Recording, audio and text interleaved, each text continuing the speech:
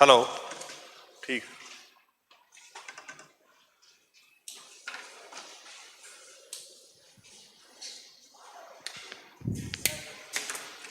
हम्म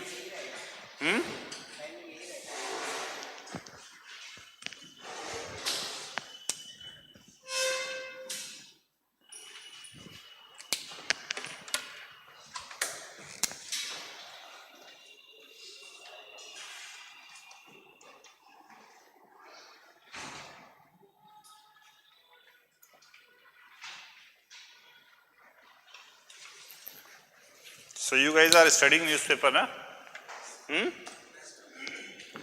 तो तुम्हारे पढ़ने की काम है, पढ़ते रहो and whatever are the doubts keep on asking. चलो 2 मिनट तुम लोग कुछ पूछ लो। आई थिंक अभी लोग आ रहे हैं। So SARFAESI act, IBC code, fugitive economic offenders, that will be doing it separately. Merging of banks का merger, any company's merger, what are the benefits? Not only banks, for any company, why companies merge, that will be discussing in supply chain. Vertical integration, horizontal integration, why companies merge, that is more of mains oriented topic. तो तुम्हारा doubt है ना, discuss कर देंगे। Recapitalisation we have discuss ना, recapitalization of banks, Basel norms. So recapitalization bonds, who issues? Government or bank? Huh?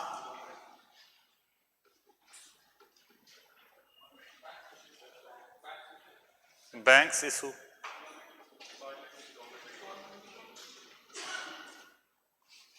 Who issues recapitalization bonds?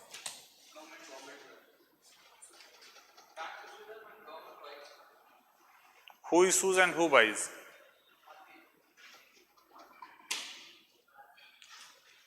Government issues and banks buy.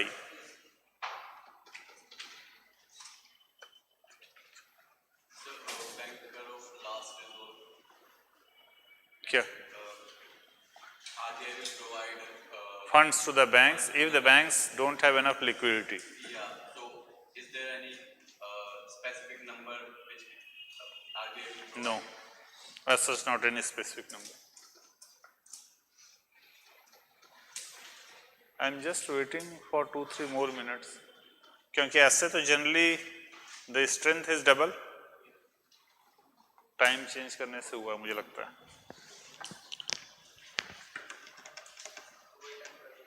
तो whatever we have read till now, please revise it, please. ठीक है, otherwise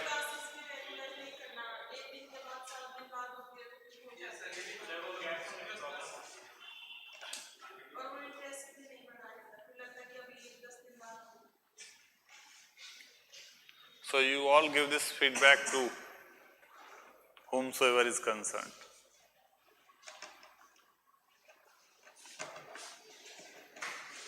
See, from tomorrow now, please come on time so that we can leave on time, right? 5:30 to 8 will keep 2.5 hours because after 8 थोड़ा late हो जाता है, ठीक है? So we'll keep 5:30 to 8, तो 5:30 पे आप आ जाया करो।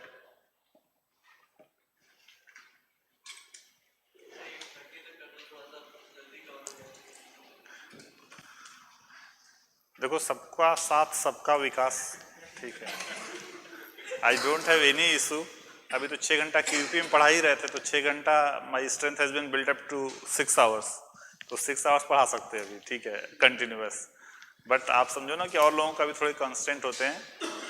इवन इफ 2.5 आवर्स अगर हम लोग पढ़ते हैं ना, तो regularly, now the class will be regularly, तो वो दिक्कत नहीं आएगी ऐसा।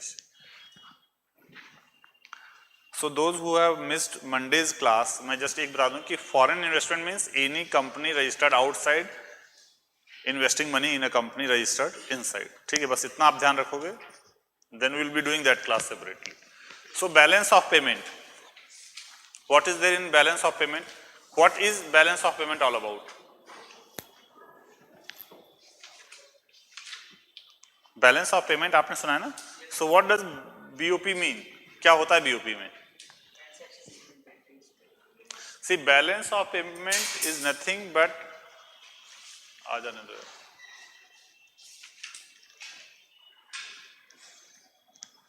balance of payment is nothing but a record of transactions. It is just a record of transactions. Now, which transactions are recorded in BOP? You paid fees to SHUBHRA SR Private Limited. So this is a transaction between you and SR Private Limited. Will this transaction be recorded? No. Balance of payment is a record of transactions. So there are certain kind of transactions which are recorded in balance of payment. Who records? RBI records. The question is, what kind of transactions are recorded in balance of payment? There are a lot of transactions happening, but there are only certain specific transactions which we record in BOP. The question is, what kind of transactions are recorded in BOP? So any transaction which is happening between an Indian resident and a foreigner or NRI, is recorded in balance of payment. Any transaction happening between an Indian resident and a foreigner or NRI is recorded in balance of payment. So Indian resident in the sense all Indians, even an Indian company is also an Indian resident. Suppose a foreign student came and he is studying in this program. So he made a payment to SR Private Limited. SR Private Limited is Indian resident. Indian resident means Indian resident human being or companies or Indian government. They are all Indian residents. And he is a foreigner. So there is a transaction between the foreigner and Indian resident. So this transaction will be recorded. So all the transactions happening between Indian residents and outsiders. Outsiders means NRIs, foreigners, will be recorded in balance of payment. And whatever transactions we record between Indian residents and outsiders, they are recorded in two parts. So balance of payment we divide into two parts. First is called current account and the second is called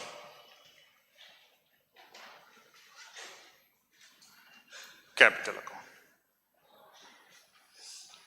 First is called current account and the second is called capital account. So whatever transactions happen between Indian residents and outsiders, it is recorded in balance of payment into two parts. Some are recorded in current account and some are recorded in capital account. So the question is, what kind of transactions are recorded in current account and what kind of transactions are recorded in capital account? You write a statement. One second. First you draw this diagram. So current account is again bifurcated into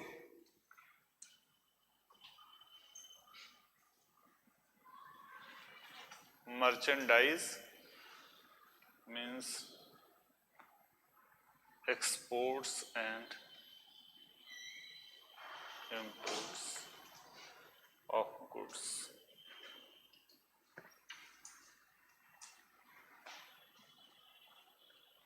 and invisible. So current account again has two parts, merchandise and invisibles. Invisibles are again classified into three parts. और concentrate करके सुनते रहो. I will be asking questions also in this. Invisibles has three parts. First is called services, then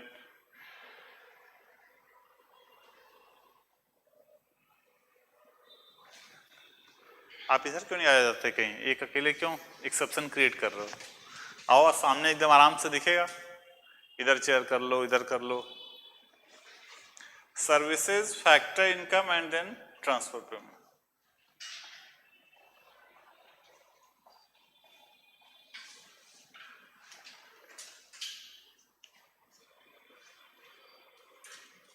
So invisibles has three parts. Services you understand. Factor income, one is called employee compensation.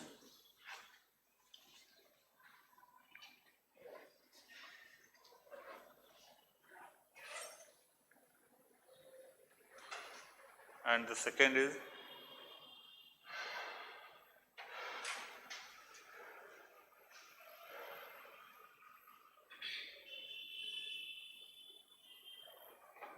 profit, dividend, interest.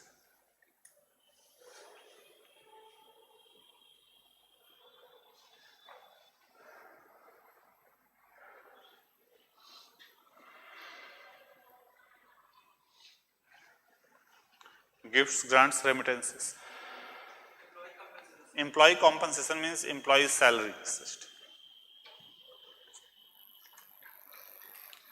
Capital account again has three parts.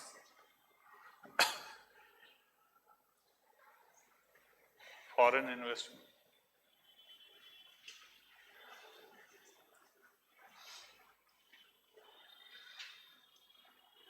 loan,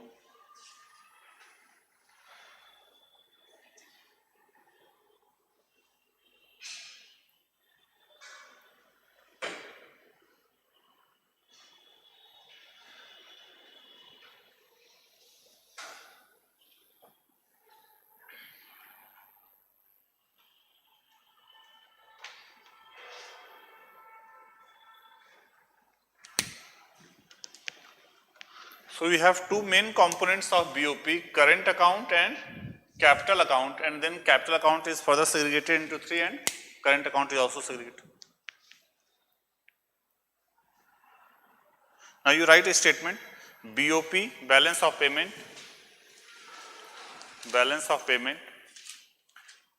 systematically summarizes, balance of payment systematically summarizes, balance of payment systematically summarizes the economic transactions of a country. BOP systematically summarizes the economic transactions of a country with the rest of the world. BOP systematically summarizes the economic transactions of a country with the rest of the world, full stop. These are BOP systematically summarizes the economic transactions of a country with the rest of the world. With the rest of the world, full stop. These are transactions between the residents of a country. These are transactions between the residents of a country and the outside world. These are transactions between residents of a country and the outside world. Outside world. So we have divided all these transactions into current into capital. Generally in exam they will give you a transaction and then they will ask that whether it is current account or capital account. So how to segregate transactions into current account and capital account, that you should know. So for example, so how I have segregated these transactions, what is the basis of these transactions? Suppose I export something, and one more convention is there when, so this is India, whatever money is coming into, it is taken as if money, these are the transactions which are recorded between Indians and outsiders. So either money will come into India or it will go out of India, both are recorded. So when money comes into India, we take it as positive. And when it goes out of India, it is taken as negative. So when we export, when Indians export, it will be positive or negative? Positive, because money, when Indians are exporting, we are getting, this is the direction of money flowing. So money is coming into India, when we are exporting, it is positive. When we are importing, we are paying, so it is negative. Okay? So this should be the condition. If Indians, you are borrowing from abroad, positive, negative?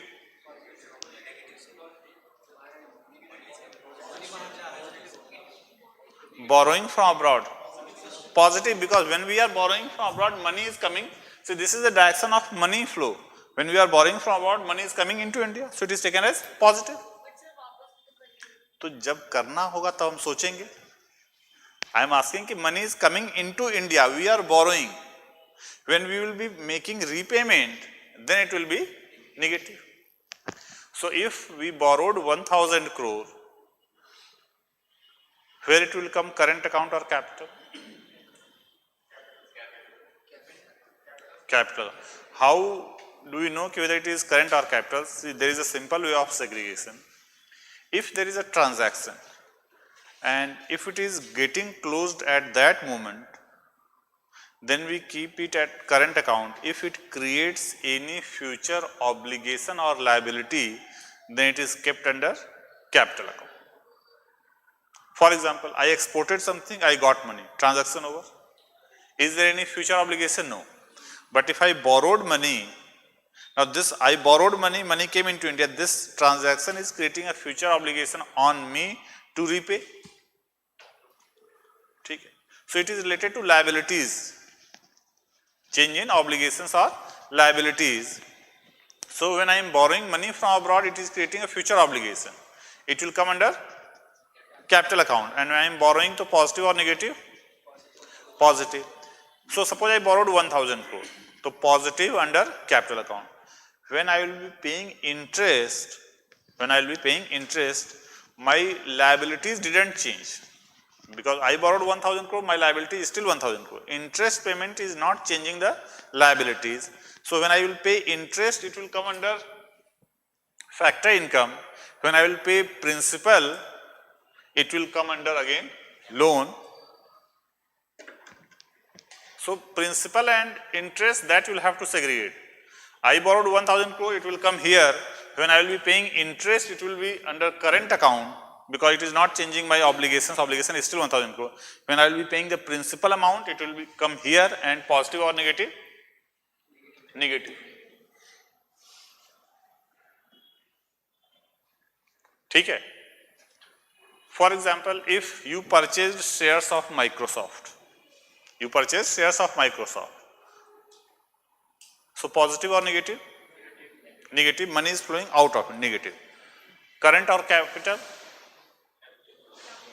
Capital, yes, because when you purchase shares, you got shares. Now it is an obligation on that company that in future it will have to repay. It is a liability on the company, so company will repay. So when you purchase, suppose you purchase 5% shares. You paid money, that means negative, and this transaction created a future obligation on Microsoft because you are holding 5% shares. Now if company is making profit and company is paying you dividend, that dividend is not changing the liabilities of Microsoft. When you will be selling the shares, then it will be capital account positive. But when you will be getting dividend, it will be current account. So interest and dividend come under current account, and whatever is the ownership or liability, that is under capital account.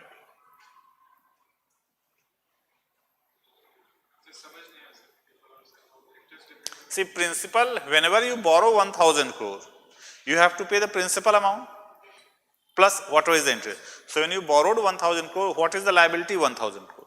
Every year you are paying interest, that is a separate part. So when you borrowed 1000 crore, when you are paying interest, your obligation didn't change. Obligation is still 1000 crore. When you will be paying the principal part also,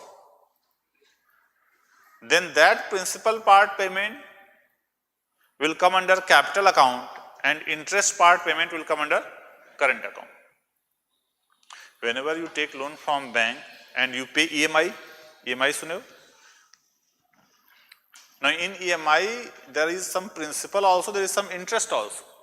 So whatever principal amount you are paying, that come under capital account, interest that comes under current account.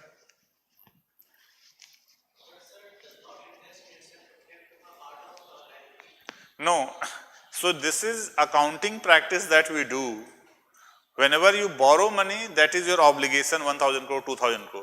Whatever interest is day-to-day expenditure that you will see in government budgeting also. Interest doesn't change your obligation.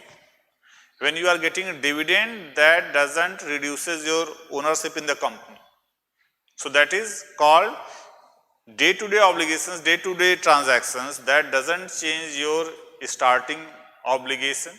So that is an accounting principle, we keep it under current account. Interest or dividend, current, and shares, whatever you purchased or whatever borrowed, that comes under capital account. Because try to understand, when you borrowed 1000 crore, so this borrowing will come under capital account because it is creating liability. Liability is 1000 crore, but yearly you will be paying interest. That comes under current account. ये norm है, it will be used in every accounting practice, so this you must understand. Government budgeting में again this thing is, ठीक है, समझ गए?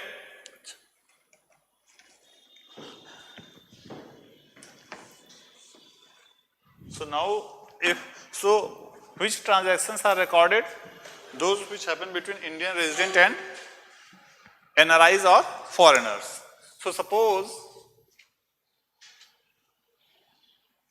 India, US.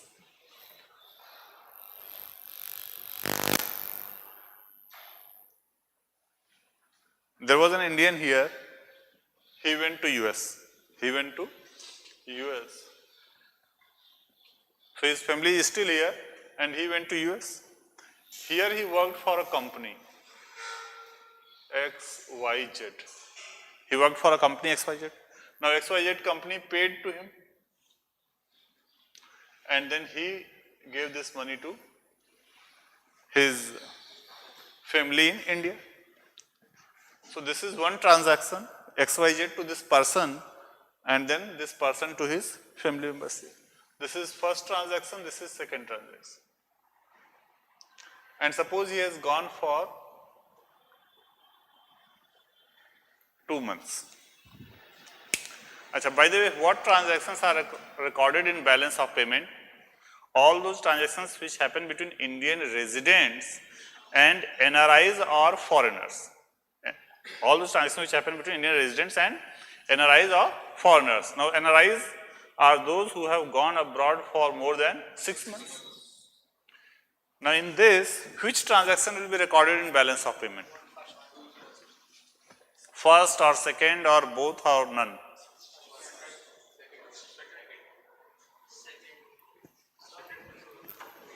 Dekho, see, this first transaction is between whom? Foreign entity and Indian resident. He is Indian resident or foreign? Indian resident. He has gone for 2 months, he is still Indian resident. So foreign entity, Indian resident. Will this transaction be recorded? Yes, it will be recorded in India's balance of payment. Indian resident. Will this be recorded? No, this will not be recorded. So this will be recorded. Now this will be recorded. Where it will be recorded? One will be recorded where? Current account.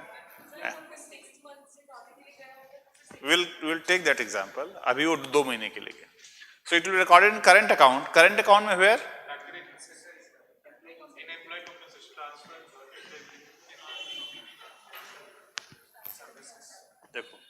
When you work something and then you get, that is called employee compensation. And when you get something for free, that is called transfer payment. Okay. See, suppose you have land and you are earning rent. You have land and you are getting rent. So you are getting rent in return of something, na? So whenever you get something in return of something, then it is called factor income. Suppose I have some machine, I am getting interest. I have some land, I am getting rent.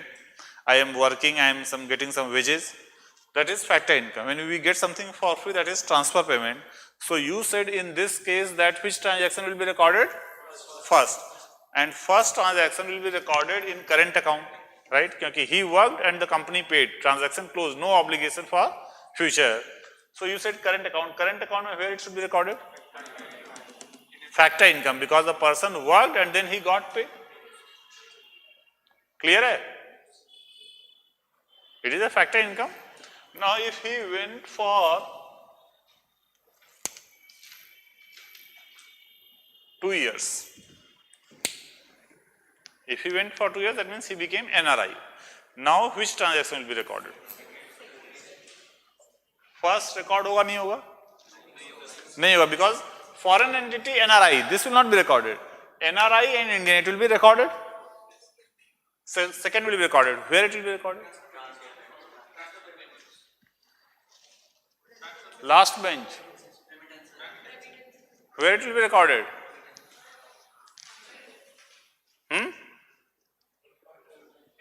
आप तो late आए हो, आपको ज्यादा भी clear नहीं होगा.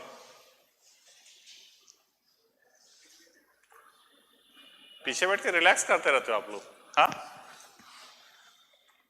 कहाँ पे आएगा बताओ?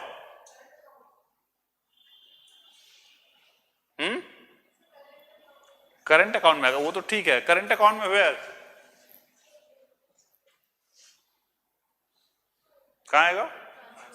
ट्रांसफर पेमेंट में आएगा, because this transaction is for free, their family members didn't do anything, he gave this money for free, so transfer payment में आएगा।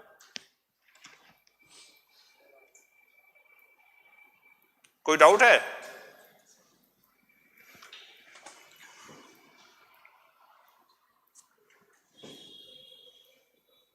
और ट्रांसफर पेमेंट में it will come under remittances. See, grants are used at country level, government level. So when government of India is giving free something to Nepal, it will come here. When someone is sending money, individuals, it is called remittance, and physical gifts are also counted here. So gifts, grants and remittance under transfer payment.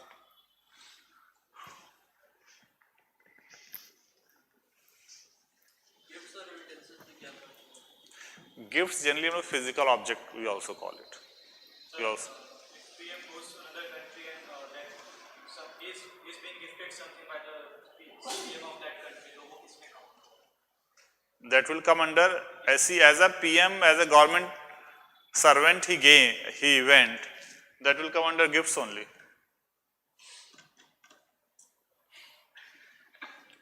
सही है, ऐसे था. If NRIs are putting money here, NRIs they deposit money here. Why they deposit money?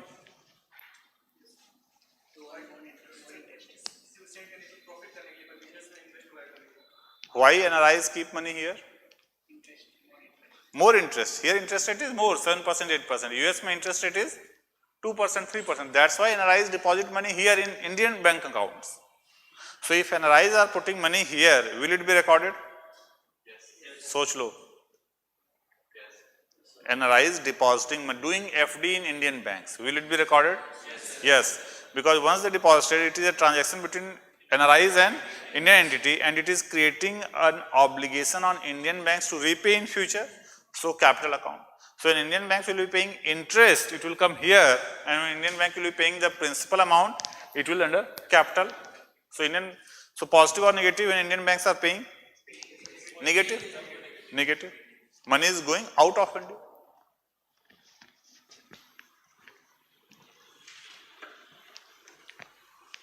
So now any transaction you will be able to do.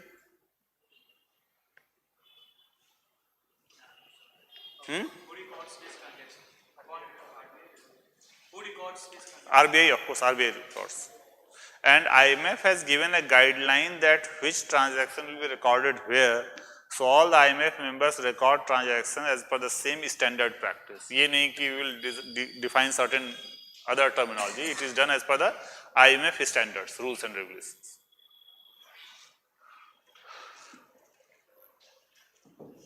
So right now our current account is positive or negative? See, current account may when we are getting, see, in current account when we are exporting it is positive, when we are importing it becomes negative. So current account we have positive or negative right now? Negative hai. Negative means more money is flowing out of India, less money is coming into India, so it is negative. So why it is negative? In which case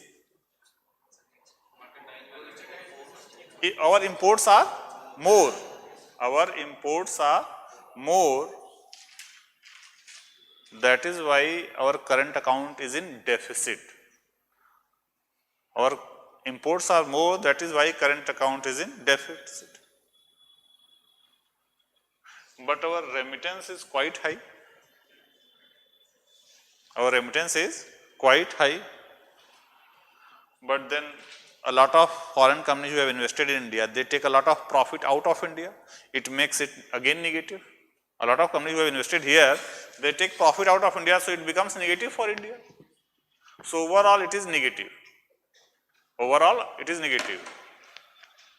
What percentage of GDP? All over year का on average 2.5, 2% ऐसे होता है. What is our 2.5? 2.5%. 2.5% current account deficit. And capital account we have positive because more FDI we are receiving.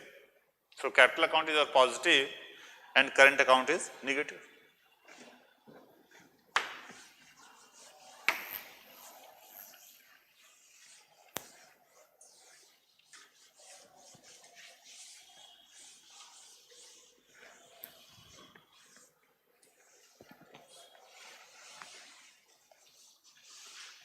So forex reserve is stock or flow?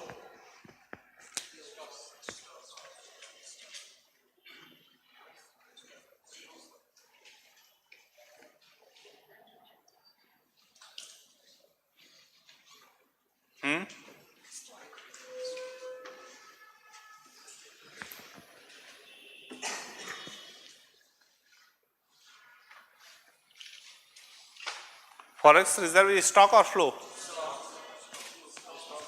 How many of you think is stock? Great. Stock है, ठीक है. So suppose 31st March 2017 we had some 350 billion forex reserve. Now this was with RBI. From 1st April onwards, RBI is earning dollars also when you are exporting, and RBI is paying dollars also when you are importing. So on 31st March, RBI had some $350 billion. So when you will export, you get dollars, this dollar you give it to RBI, and RBI gives you rupees, so RBI's dollar increases, and when you import, it decreases. So suppose current account, total in 1 year, 17-18, you imported more, so that means it is negative minus $100 billion. You imported more.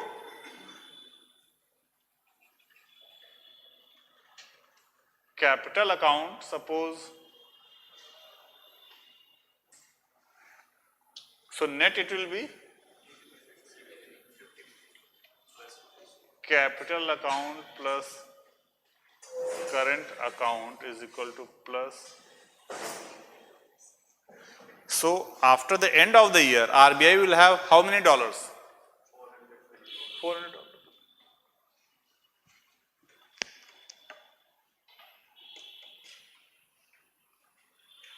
Right? So you write this example and then you write a statement. Current account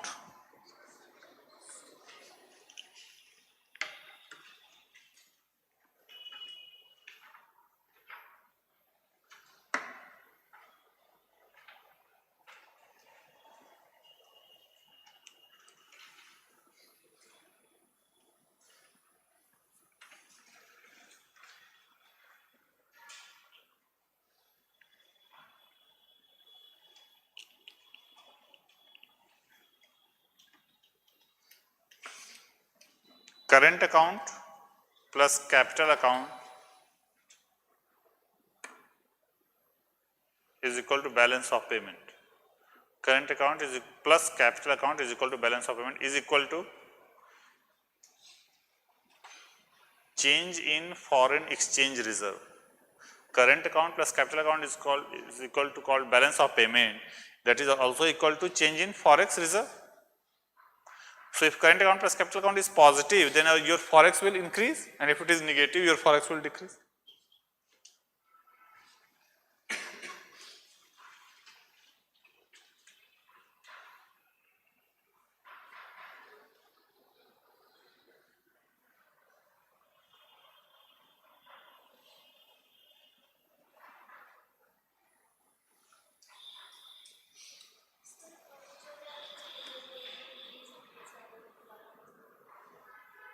If current account plus capital account we have positive, our forex reserve will increase. It's very simple as in the morning I had 100 rupees.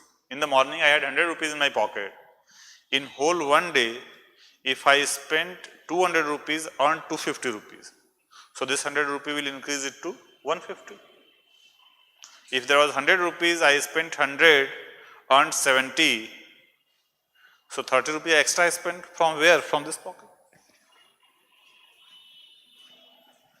So it's just like whatever is lying in pocket, and this is expenditure in one period. So if it is positive, then that will increase. If it is negative, that will decrease. समझ गए? So answer a question. How frequently this forex changes? How frequently the forex reserve of RBI changes?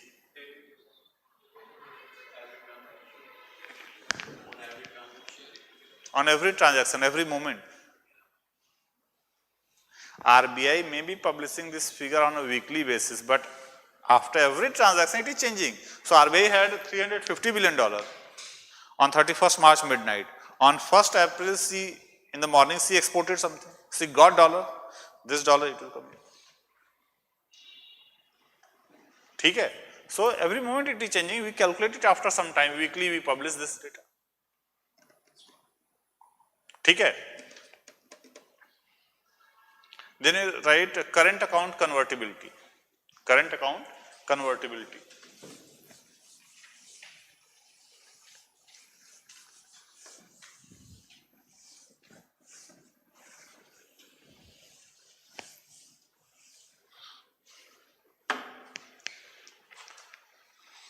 You write, in India RBI allows.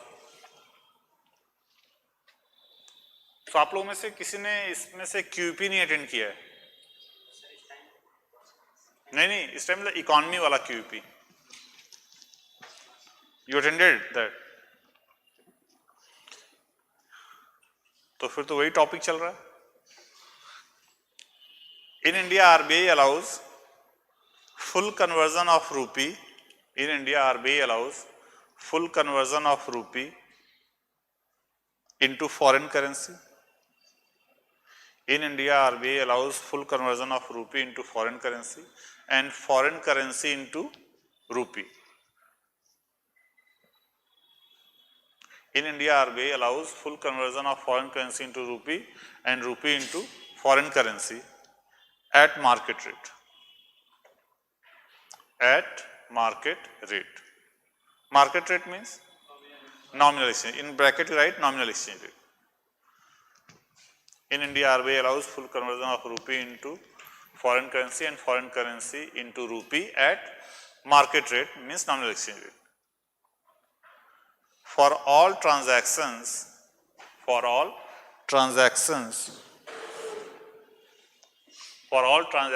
under current account. For all transactions under current account. Full stop. This is called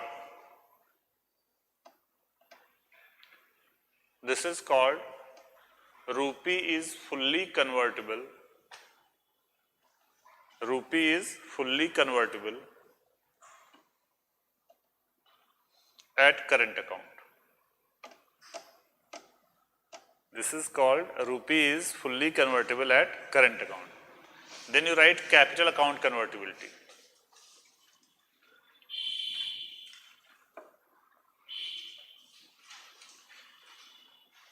In India, RBI allows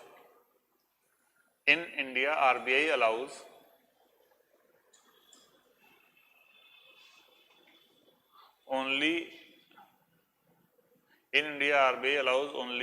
limited / partial. In India, RBI allows only limited / partial conversion of rupee into foreign currency. Rupee into foreign currency and foreign currency into rupee.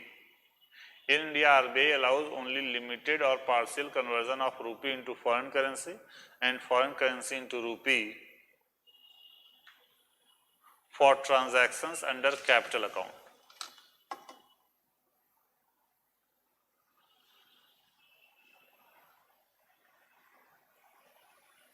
For transactions under capital account. Full stop. This is called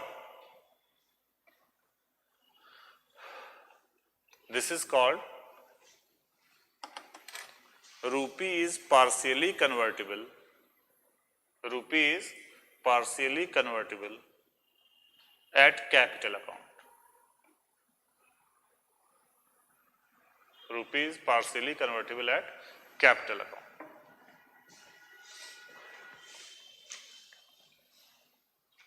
See, convertibility of rupee, it has two characteristics.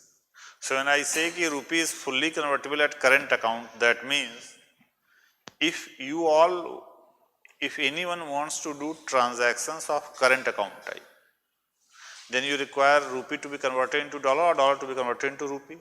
So RBI says that if you want to do current account transactions, we will convert all your rupee into dollar and dollar into rupee. At what rate? Market rate. So this is called rupee is fully convertible at current account. But if you want to do capital account transactions, RBI doesn't convert all your rupee into dollar. It will convert at market rate, but it will not convert all your rupee into dollar. For example, if you want to borrow money from abroad, then RBI will not convert all your dollar into rupee. So RBI has put restrictions. So capital account, RBI converts at market rate, but not all the currency. So if someone is saying that rupee is not fully convertible, it can be because not all the money is being converted, or it may be possible that all the money is being converted but not at the market rate. Not at the market rate. So capital account convertibility, it is right now only partial, because RBI converts only a limited amount of currency into rupee, into dollar, and dollar into rupee at market rate. So rupee is partially convertible at capital account. Why RBI has not allowed till now? The reason is even current account convertibility RBI allowed post 1993. Pre 1993, even rupee was not fully convertible at current account also. Post 1993, we allowed full current account convertibility. But capital account convertibility, it is still only partial. The reason is, suppose today some political developments happen, instability comes. Suppose Rahul Gandhi becomes PM, or any other kind of political instability. Then do you think that our current account transactions, immediately it will change? Do you think our current account transactions immediately change? No. Export import, do you think our export import will decline immediately? No. Do you think this invisibles may factor payment or profit interest dividend? No. Profit interest dividend is dependent on how much we have invested, how much we have borrowed. So that will also not change.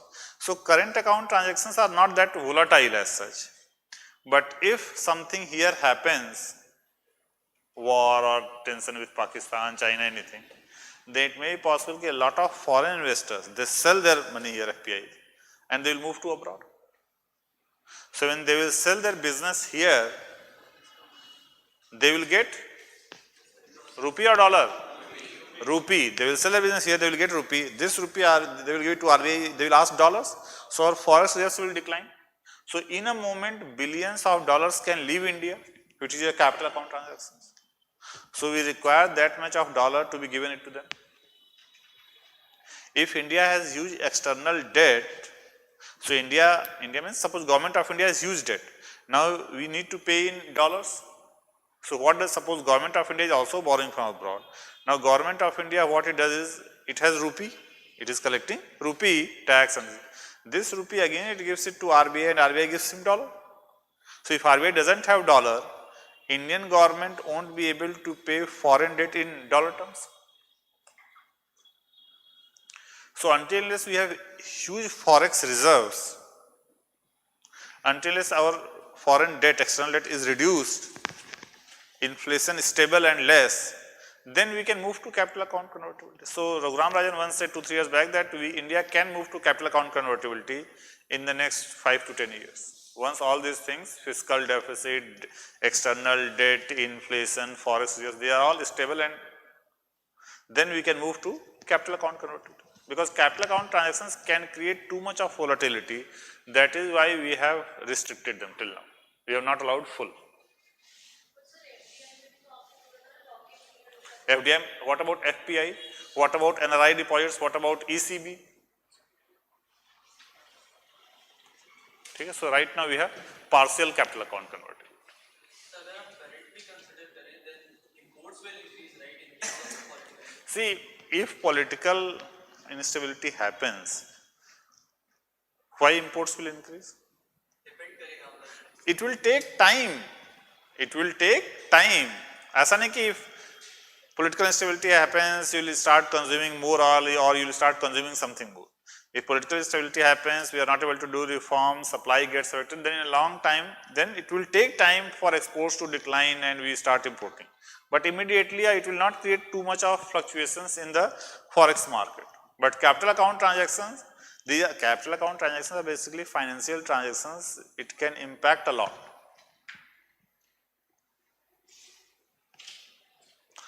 So suppose a lot of something happened here, for foreign portfolio investors rushed out, rupee will depreciate, inflation here will increase. Inflation here will increase, then exports will decline. It can impact a lot. Financial flows are more volatile as such. ठीक है.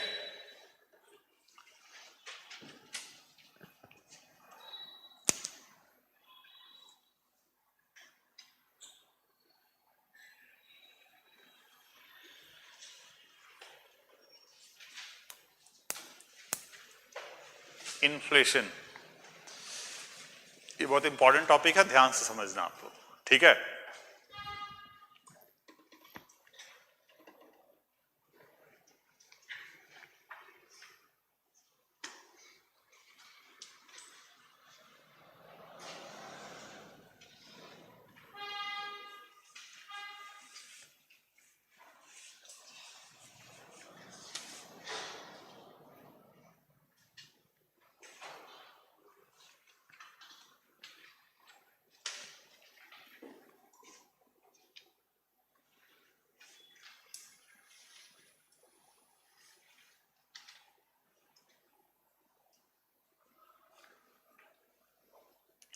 Nominal interest rate, which is also called deposit rate, is equal to inflation plus real interest rate.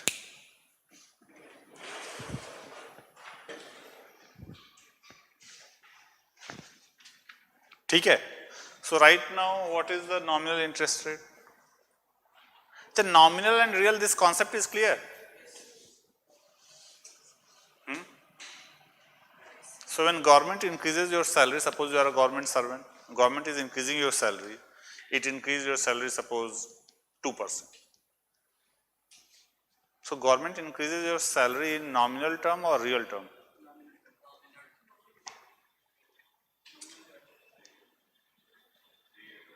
जैसे आप सुनते होगे ना कि government announce this much, जैसे this much salary, 7th pay commission, this much increase. So when government is increasing your salary, government increases your salary in nominal terms और real terms?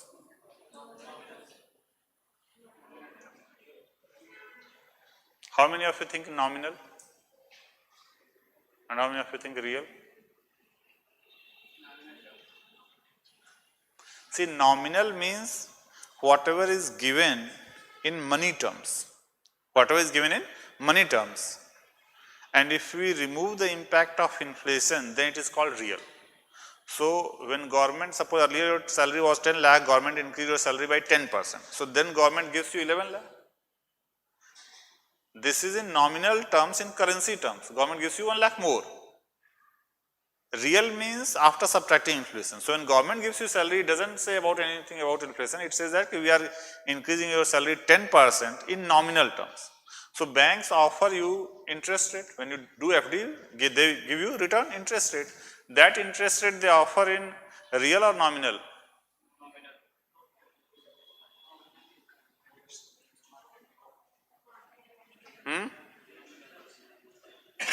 Last row. How many of you think nominal? Good. Nominal terms, because if you kept 100 rupees and bank is saying you that it will give 7%, so it gives you 100 plus 7. So nominal terms. How much is the real, that you need to calculate on your own.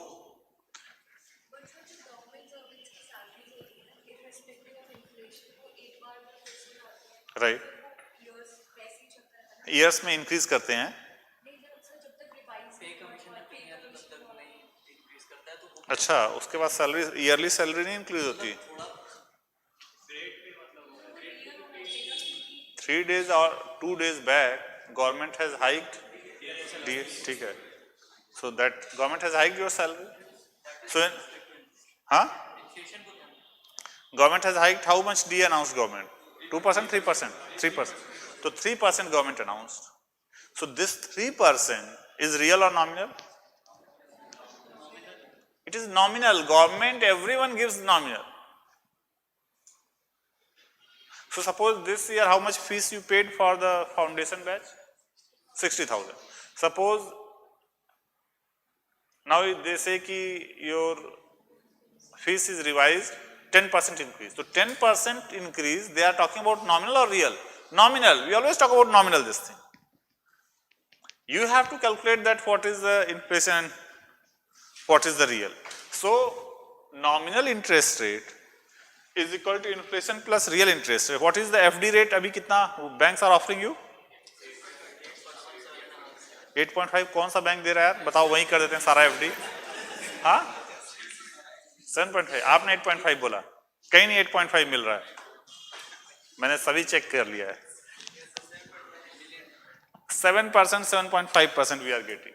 So 7% nominal interest rate or deposit rate we call.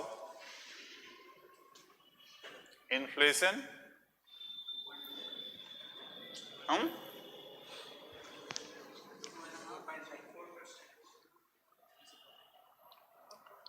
एक आध महीने का है, overall annual if you take ना. सो 4.5% plus, इसको ऐसे लिखते हैं 5% प्लस 2%. ठीक है, अप्रोक्सीमेटली.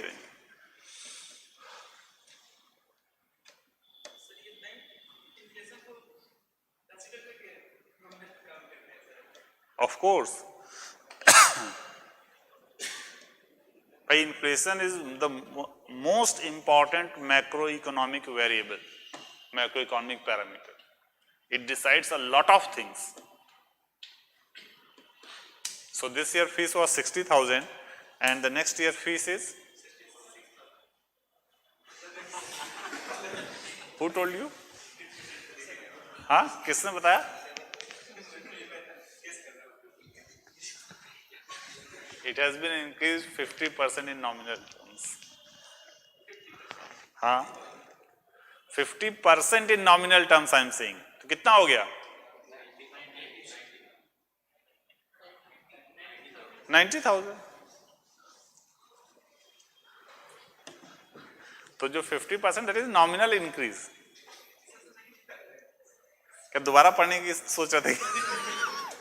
फिर क्यों टेंशन लेती है? Whenever we keep our prices way below the market rate, then the increment is quite high every year. Not basic. So 7%, 5% plus 2%. Because it's all about branding, products. ठीक है, वो हम लोग आगे मार्केटिंग में पढ़ेंगे ऐसे.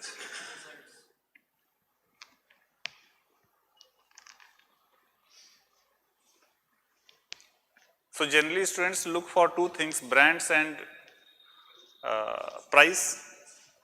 Brands and price. So while taking here admission, what was your main concern, brand or price? So how many of you took here thinking more about the price factor? Raise your hands, it's also an economic question. चलो कोई नहीं, छोड़ो. Come here. और ध्यान से समझना, जिसको जो डाउट होगा please ask at that instant only. Class के बाहर ये मत करना कि सर ओवरऑल थोड़ा सा डाउट रह गया. ओवरऑल कुछ नहीं होता है यहाँ पे, ठीक है. सो 7% this percent. Now if inflation is increasing, suppose inflation is 5% and banks are giving you interest rate 5%, that means you are not gaining. You kept money 100 rupees, next year inflation increased by 5% and banks are also giving you 5%. That means did you benefit or not? You didn't benefit. So In this case, when banks are giving you 5%, inflation is also 5%. Your real return 0. Your real return is 0. So this is a kind of return or profit to you. This is a kind of return or profit to you. If inflation will, so right now you deposit at 7%, inflation is around 4.55% and you are getting 2% real return. If inflation will increase, you will demand, if inflation increases, you will demand more deposit rate. This is a kind of constant thing.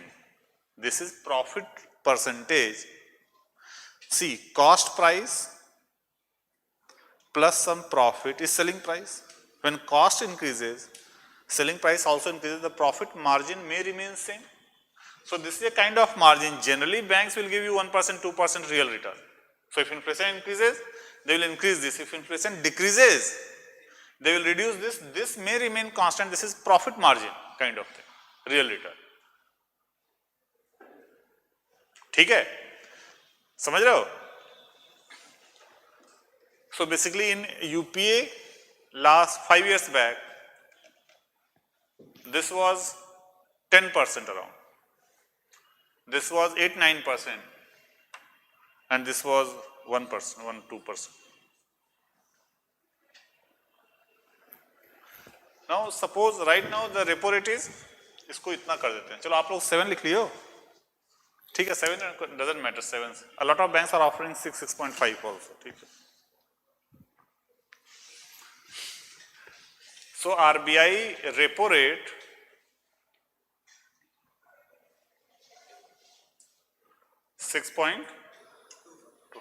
So repo rate 6.25%, banks deposit rate 7% in this. Now at this point of time, if suppose your economy started slowing down, so in case of slowdown, what you can say about inflation? Inflation will be high or less? Always apply your logic and build up the concepts. If the economy is slowing down, inflation will be more or less? Why less? अगर economic slow down होगा तो economic activity कम हो जाएगी, Right. Activity कम होगी तो money का मतलब money circulation भी कम होगा, तो इन्फ्लेशन अपने आप कम हो जाएगा, डिमांड सप्लाई सब कम हो जाएगी, तो फिर देखो, in case of slowdown or recession, why recession happens? Demand reduction. When demand reduces, we produce less output and then we say that economic recession or slowdown. Recession is led by lower demand. So if demand is decreasing and then we are reducing the output, inflation cannot be very high. If we reduce the output first, suppose demand didn't decrease, we reduce the output, it will lead to inflation. But if first demand decreased and then we are reducing the output, it will not lead to high inflation. So in case of recession, the inflation is less. It may be very less, it may be 0%, it may turn into negative, anything. So recession may generally, inflation is less because demand is less. ठीक है? So suppose the economy started slowing down. Growth started slowing down. So to pull the economy out of this slow growth process, what RBI will do? Repo rate reduce करेगा. If RBI will reduce the repo rate, money market rate, deposit rate lending will reduce, money will become cheaper, more businessmen will borrow and set up factories and growth will happen. So RBI reduce the repo rate and banks reduce their deposit rate and lending rate. So suppose RBI reduce the repo rate, banks reduce it to 5%, this is 3%, 2%. This may not change, this is margin basically, ठीक है. But still suppose money becomes cheaper here, but still there is no demand for money and price and economy is slowing down. Right? By reducing the repo rate, RBI made the lending rate cheaper, but it may be possible that a lot of businessmen are not willing to borrow even at cheaper interest rate. Why? The demand in the economy is less. So then RBI will further reduce the repo rate. Banks will further reduce their deposit rate, suppose they did it to 3%, 1%, And if the economy is slowing down, inflation will come down. That you have already understood. Suppose economy is further moving to slow down. So till what level RBI can reduce the repo rate? 0%. Almost 0%. At that point of time, bank's deposit rate also touches almost 0. And what should I write here?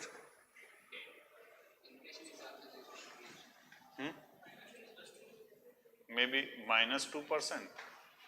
Plus 2. Inflation has turned negative, prices have started decreasing. Now, even if at this point of time also, suppose economy is moving into recession, can RBI further increase the money supply? Can RBI further increase the money supply? No, because now repo rate has touched 0, now it cannot further decrease, money supply cannot be increased, liquidity cannot be increased in the economy. So, we at this point of time, we say that the RBI's repo rate tool has failed. Now, it cannot further increase the liquidity in the economy, RBI's tool has failed. At this point of time, government may come into action. Then government will start spending money, giving subsidies, construction road and this thing. But at this point of time when repo rate becomes 0, now this repo rate cannot further be reduced. So we say that the RBI's monetary policy tool, repo rate, fails. Now further liquidity in the economy cannot be increased, further money cannot be increased. So this is called liquidity trap. Inflation में under subtopics है, this is called liquidity trap. Now you write this example and then you write some statement. इसमें किसी को doubt है तो पूछ लो आप. For example, US and some European countries, post 2008, they entered into liquidity trap. They entered into liquidity trap. See, India is here. Most of the developed economies, they are here. So whenever the economy slows down, they reduce the repo rate, they immediately fall into liquidity trap. But we are here. So if the economy is slowing down, RBI may reduce the repo rate and we can pick up it from here.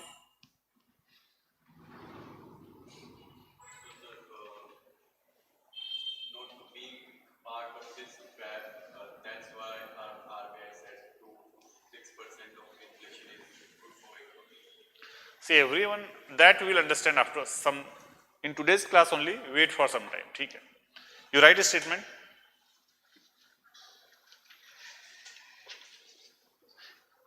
क्या चीज? During recession, inflation goes down. So, sir जैसे 1929 वाला crisis हुआ. हाँ, depression. Germany के साथ एक बार जो हुआ था, तो जर्मनी का उसमें तो प्राइसेस इंक्रीज अलॉट, वो दूसरा केस था, दैट विल डिस्कस. जर्मनी में प्राइसेस इंक्रीज अलॉट 1 लाख टाइम्स. अभी वेनेजुएला में हो रहा है. दैट इज नॉट दिस, वो डिस्कस करेंगे अभी. वो डिप्रेशन और रिसेशन में फर्क, इकोनॉमिक डिप्रेशन और देखो डिप्रेशन का आई सेड ना कि 2 consecutive quarters तो रिसेशन है, and if it goes 2 down it is called depression. तो डिप्रेशन का सच टेक्निकल डेफिनेशन नहीं है, ठीक है. And don't get confuse with Venezuelan crisis. With this we will discuss that कि वेनेजुएला में क्या सिचुएशन है, ठीक है. You write statement. If the economy is slowing down, if the economy is slowing down, bracket में recession you can write. See, we generally say economy is slowing down means growth slow down. Recession means GDP decreases. You can take any condition. If the economy is slowing down or recession, then to pull the economy out of, then to pull the economy out of this situation,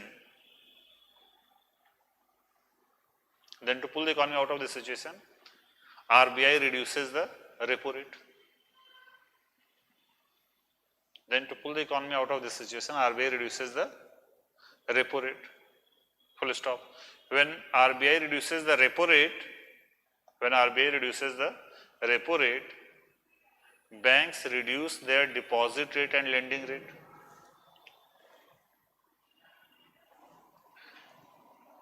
Banks reduce their deposit rate and lending rate.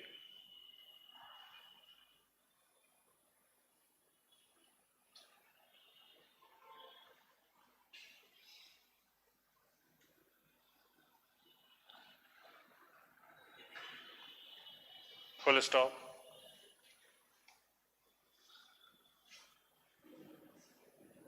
even at the reduced lending rate,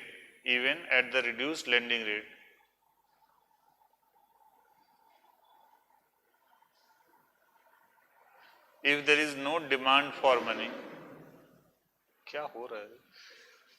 If there is even at the reduced lending rate, if there is no demand for money,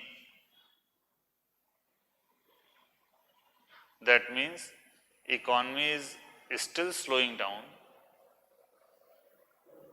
That means आप under ये statement समझ रहे हो ना? Even after the reduced lending rate, if there is no demand, lending rate reduced हो गया, but still no one is borrowing money, demanding money. So even after the reduced lending rate, if there is no demand for money and the economy is slowing down, RBI will further reduce the repo rate. RBI will further reduce the repo rate.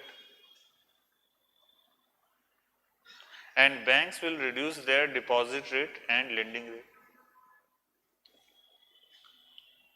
And banks will reduce their deposit rate and lending rate.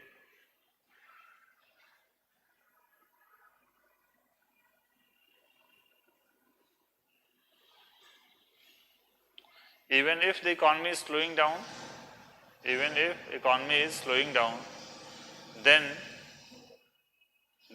RBI will keep on reducing. Even if the economy is slowing down, RBI will keep on reducing the repo rate till it touches zero. Even if the economy is slowing down, RBI will keep on reducing the repo rate till it touches to 0%. ठीक है? At this point of time, banks deposit rate and lending rate also touches almost zero. At this point of time, banks deposit rate and lending rate also touches almost zero.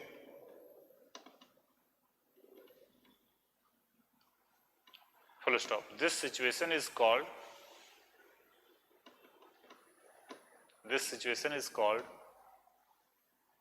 liquidity trap. This situation is called liquidity trap. This situation is called liquidity trap, as further money in the economy cannot be increased. As further money supply in the economy cannot be increased. And RBI's repo rate tool has failed. And further money supply cannot be increased in the economy, and RBI's repo rate tool has failed. ठीक है? Below zero it cannot be increased. हाँ.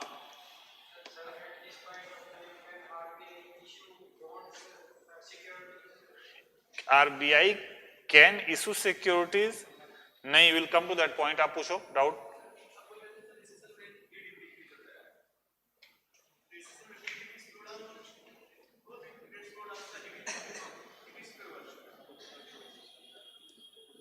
चलो आप ही पूछ लो. A slowdown means your output growth is slowing down. Recession means GDP decreasing. GDP and output are same terms. Slowdown means your every year जो growth है, that growth is slowing down. So post demonetization, did India face recession or slowdown? Growth slowdown face किया. Recession means GDP itself decreased.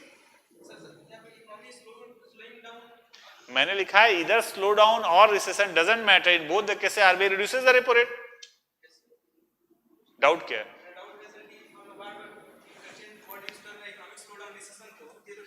नहीं, economic slow down को मैं recession नहीं कह रहा हूं. आई एम सेइंग कि इधर स्लो डाउन और recession, in both the cases RBI will try to pull the growth और move the economy out of recession. हाँ बोलो. Of course we have studied ना.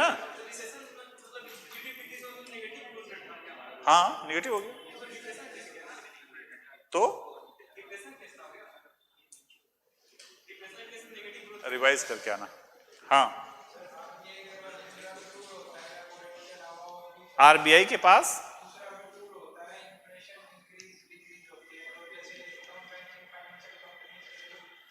हाँ, but this tool repo rate we say कि see all over the world now the most important tool which is being used to increase or decrease the money supply is the repo rate tool.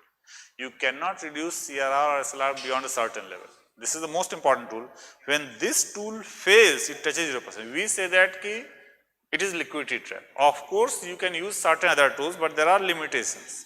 So when this repo rate touches 0, we call it at liquidity because this tool fails. That situation is called liquidity trap.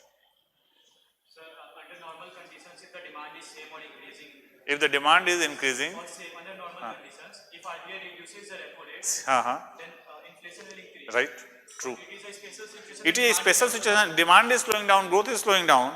That is why RBI is reducing the repo rate. India में growth slow down हुआ है, recession we have not faced. Huge 128 crore demand. We faced growth slow down.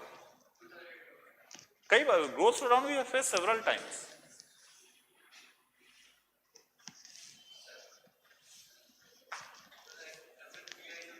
नहीं वो revise करके आना तुरंत अभी क्यों क्लैरिफाई करने की जरूरत है रिसेशन और डिप्रेशन में मैंने बताया कि क्या होता है आप रिवाइज करके आना then you ask what out और कोई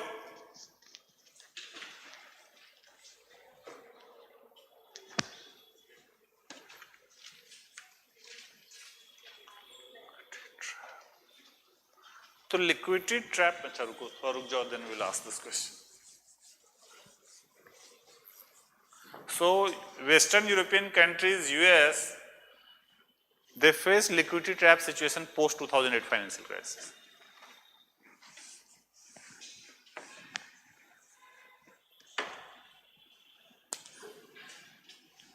Inflation तो आप लोग समझते ही हो. Increase in prices, reduction in purchasing power is called inflation. Types of inflation.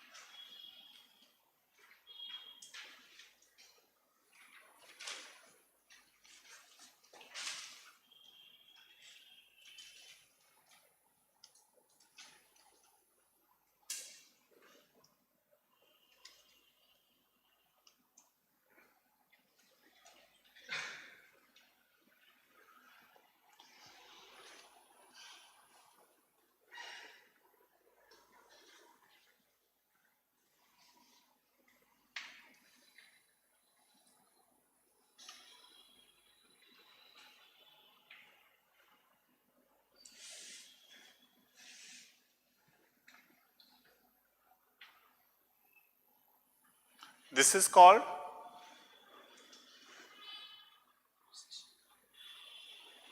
बाहर आ जाओ रिसेशन से ये I am writing prices recession is about real output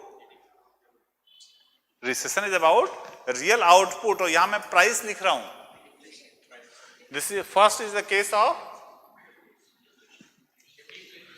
deflation and second is the case of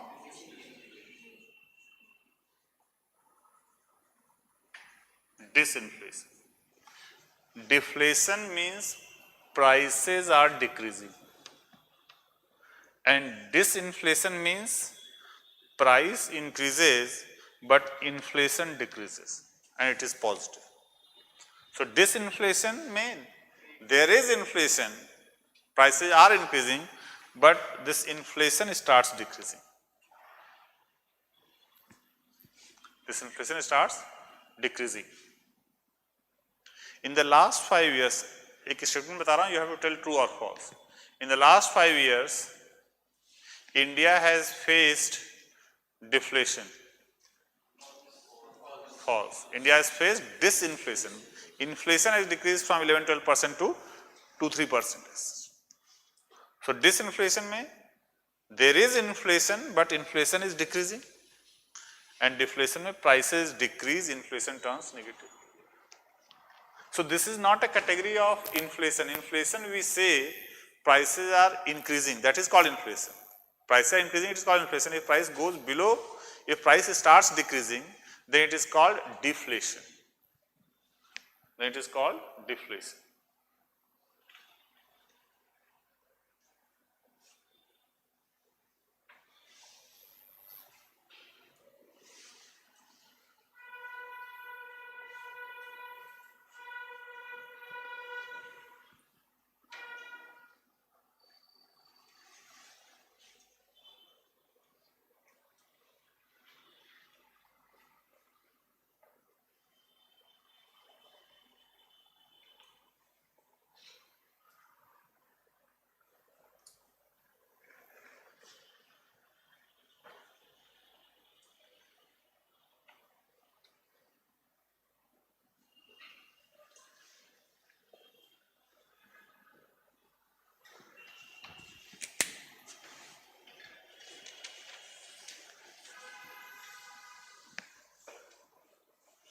See, again I am saying types of inflation में we don't consider deflation. Deflation is not a type of inflation, because inflation prices increase and it is positive. I have written deflation for certain reason, but this is not considered as a type of inflation. So there are three types of inflation. Disinflation is a kind of inflation. Disinflation is a kind of inflation. Why I have not written disinflation here, that I also tell. Okay. So we have one category when the prices are decreasing, that is called deflation. That is not a category of inflation. When there is inflation is positive, it can be low inflation, galloping inflation, or hyperinflation. Now the thing is, only first one, low inflation, is good for economic growth. Deflation is bad for economic growth. This is bad for economic growth. This is bad for economic. And this 200 is not a very sacrosanct figure. It can be 250, 300%. It's a general demarcation. So I said that deflation is bad, galloping, hyper, all are bad. Only low inflation is good for economic growth. So let's understand this. Why deflation is bad for economic growth?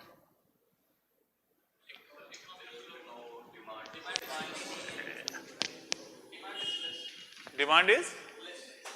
Who said that demand is less?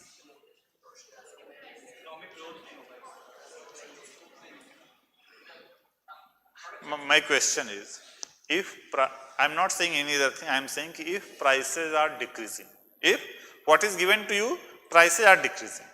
So if prices are decreasing, why it will hurt economic growth? Production? Why? कौन का lack of demand है? I am saying कि there is one statement given, prices in the economy is decreasing. If prices decreases, ठीक है, I am saying कि economic growth slows down. If price starts getting economic growth, what is the link? हाँ? अच्छा, if prices decreases, then purchasing power reduces, or when prices increases, then purchasing power reduces. और कोई कुछ बोल रहा था ना आप लोग? Why? Why they will not will? Tell. They will not get profit. So prices are decreasing, so cost of production is also decreasing, and final product price is also decreasing. Why you are saying that they will not get profit? Prices are decreasing means everything price is decreasing, na? So cost of production will also decrease, revenue will also decrease, so there can be some profit. Why? क्या demand? कौन बोला? क्यों? Why? I said prices are decreasing, it will hurt economic growth. You are saying demand will decrease. Why? देखो ये link करना आप सीख लो. Don't try to jump on the answer, otherwise you will आप आंसर नहीं कर पाओगे ढंग से. एक्सपोर्ट भी ला दिए. सुनो सुनो सुनो. If prices are decreasing, अच्छा, right now real estate sector prices are increasing or stagnant? Stagnant almost. Stagnant almost. Prices was increasing in 2000 decade a lot. ठीक है. So when in 2000 decade prices was increasing, everyone was purchasing houses, and now it has stagnated, somewhere it has decreased also. Now people are not purchasing. And real estate sector has slowed down.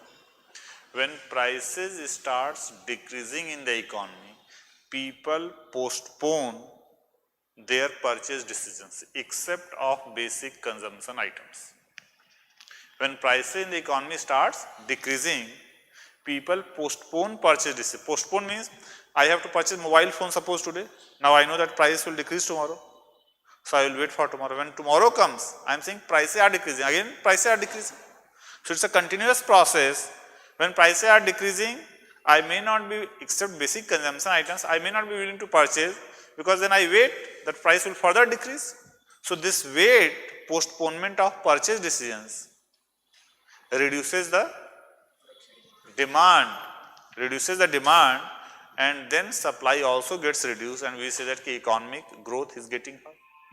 So whenever price in the economy starts decreasing, prices starts decreasing, people postpone their purchase decisions, businessmen postpone their investment decisions, demand decreases, economy slows down. So deflation is bad for economic growth. ये लिख लेना आप. Deflation is bad for economic growth, and that is why we have tried for 2 to 6%. Deflation is bad for economic growth because it reduces demand, and why demand gets reduced in case of deflation? The reason is people start postponing their purchase decisions.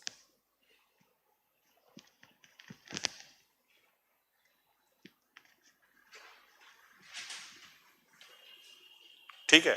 Now come here.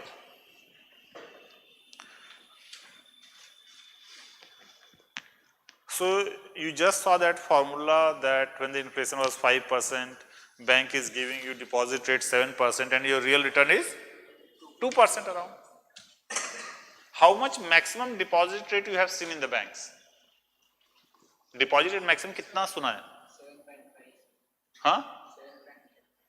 Maximum उतना deposit rate? How much maximum FD rate you have heard of in the economy? 9%, 10% तक मैंने 10% तक मैंने सुना है sir. ठीक है, 10%, maybe 10.5%, 10%. Why not more than that? Why not more than? Just suppose, just think about. Suppose inflation is 20%.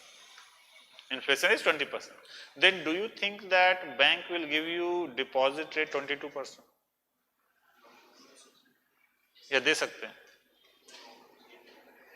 If inflation is 20%, now you will not keep money in the bank below 20% rate.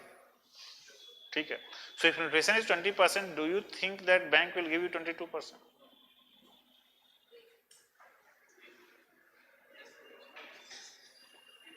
Last bench? दे सकते नहीं दे सकते?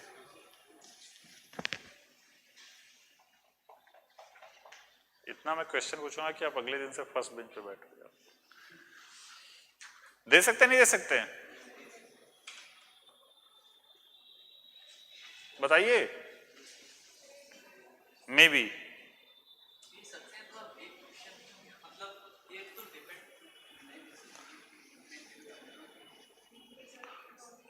I'm asking you कि suppose inflation increases to 20%, do you think that banks will give you or not? Yes.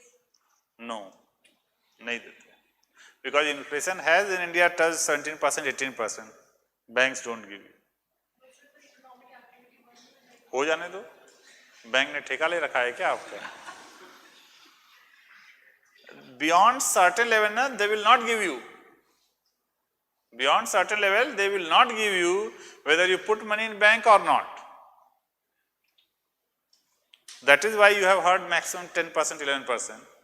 Inflation has touched 18%, 19%. So Venezuela में inflation is around 200. अभी कुछ दिन पहले आया था 1 lakh%, कितना 1 million%.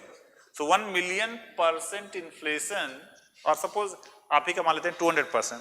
So do you think कि Venezuelan banks are offering you 202% in deposit? Deposit? नहीं possible. So why they don't give? So when inflation is 200%, why banks don't give deposit rate 202%? Okay, true. So why not you inflation 200%, deposit rate 202%, lending rate 204%, क्या problem?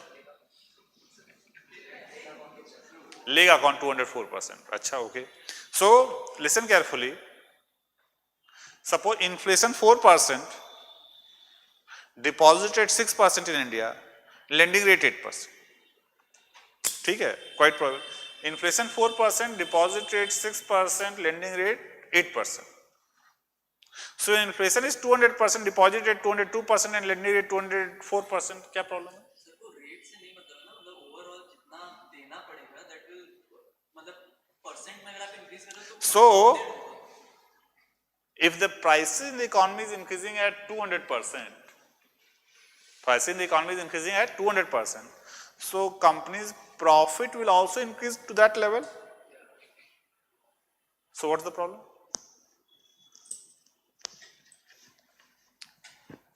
See, there is a characteristic of this inflation. Yes, sir, right now inflation is 4%, and then I ask you a question. RBI carries out that survey, na, inflation expectation survey. ठीक है, RBI does a survey, inflation expectation. So RBI asks to the public that what do you think, what will be the inflation the next year. So suppose right now inflation is 4%, and then I take this survey and I ask you guys that what do you think, what will be the inflation next year. So what do you think? 2.2 बड़ा, चलो ठीक है. Anyone else? 3% आपको लगता है? आपको क्या लगता है? 2%. Last bench. इसमें सही आंसर नहीं बताना है, ठीक है, कि हमें नहीं आता है. You just need to tell कि आपको क्या फील होता है, क्या लगता है. अरे हाँ, 2%, 4%, 2%, 4 to 5%. चलो ठीक है, आप लोग चलो. So right now inflation is 4% and all of you said that 2 to 5%, 2 to 6%, right? यही बोले आप लोग ना, 2, 3%, 4%, 5%. अच्छा, now just assume that inflation is 200% in India. Just assume that inflation is 200% in India, and then I ask you the same question.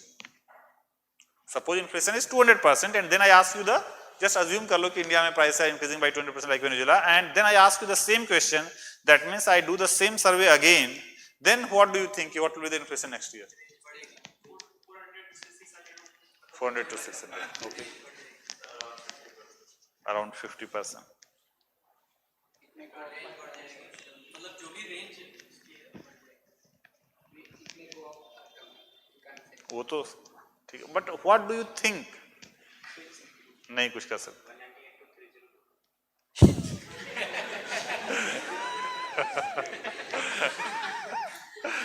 Good, कोई बात नहीं.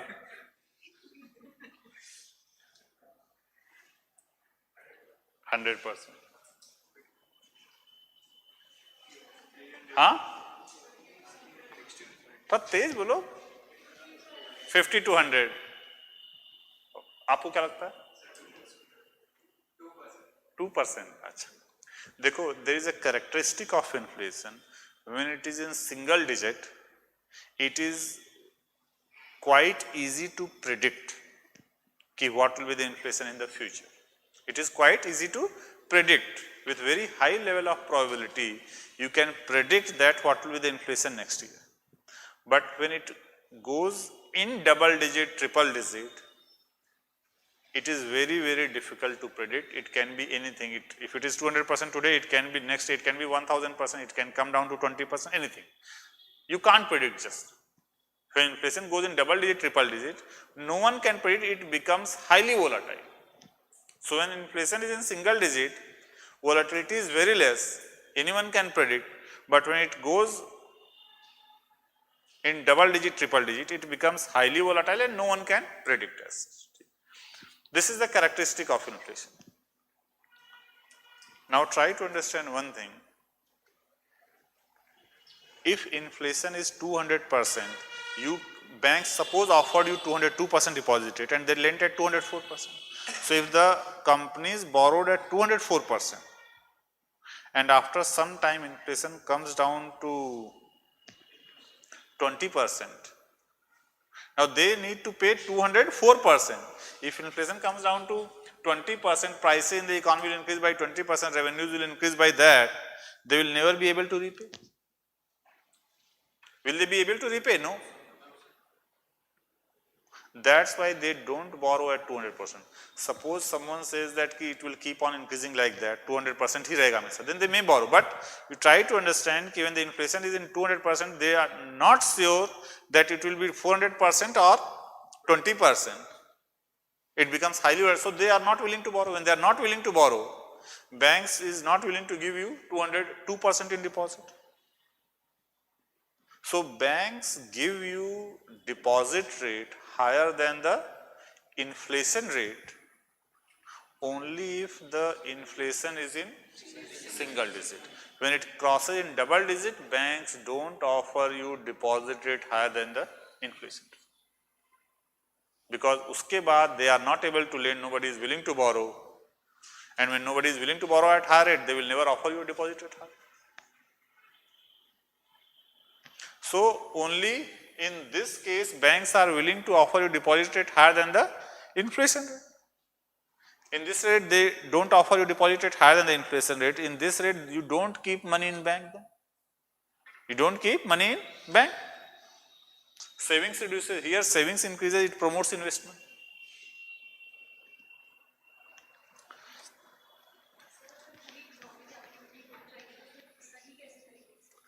पहले प्रॉब्लम तो क्रिएट कर लेने दो. So in case of only low inflation, banks offer you deposit rate higher than the inflation rate. People are willing to keep money in banks. Savings increases, investment increases. Other logic क्या है?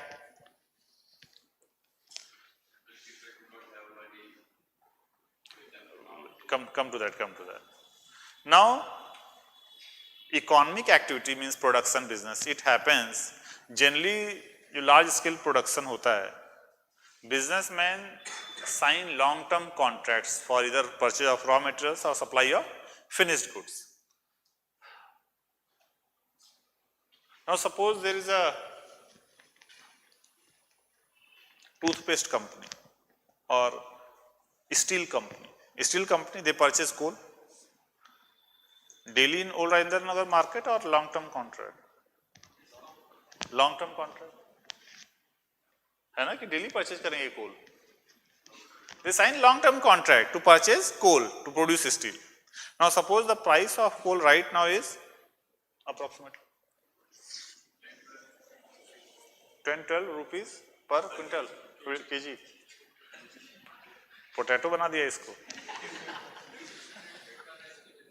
हाँ 600 rupees per ton. तो बोलते 0.6 rupees per kg, around 2 rupees per kg. ठीक.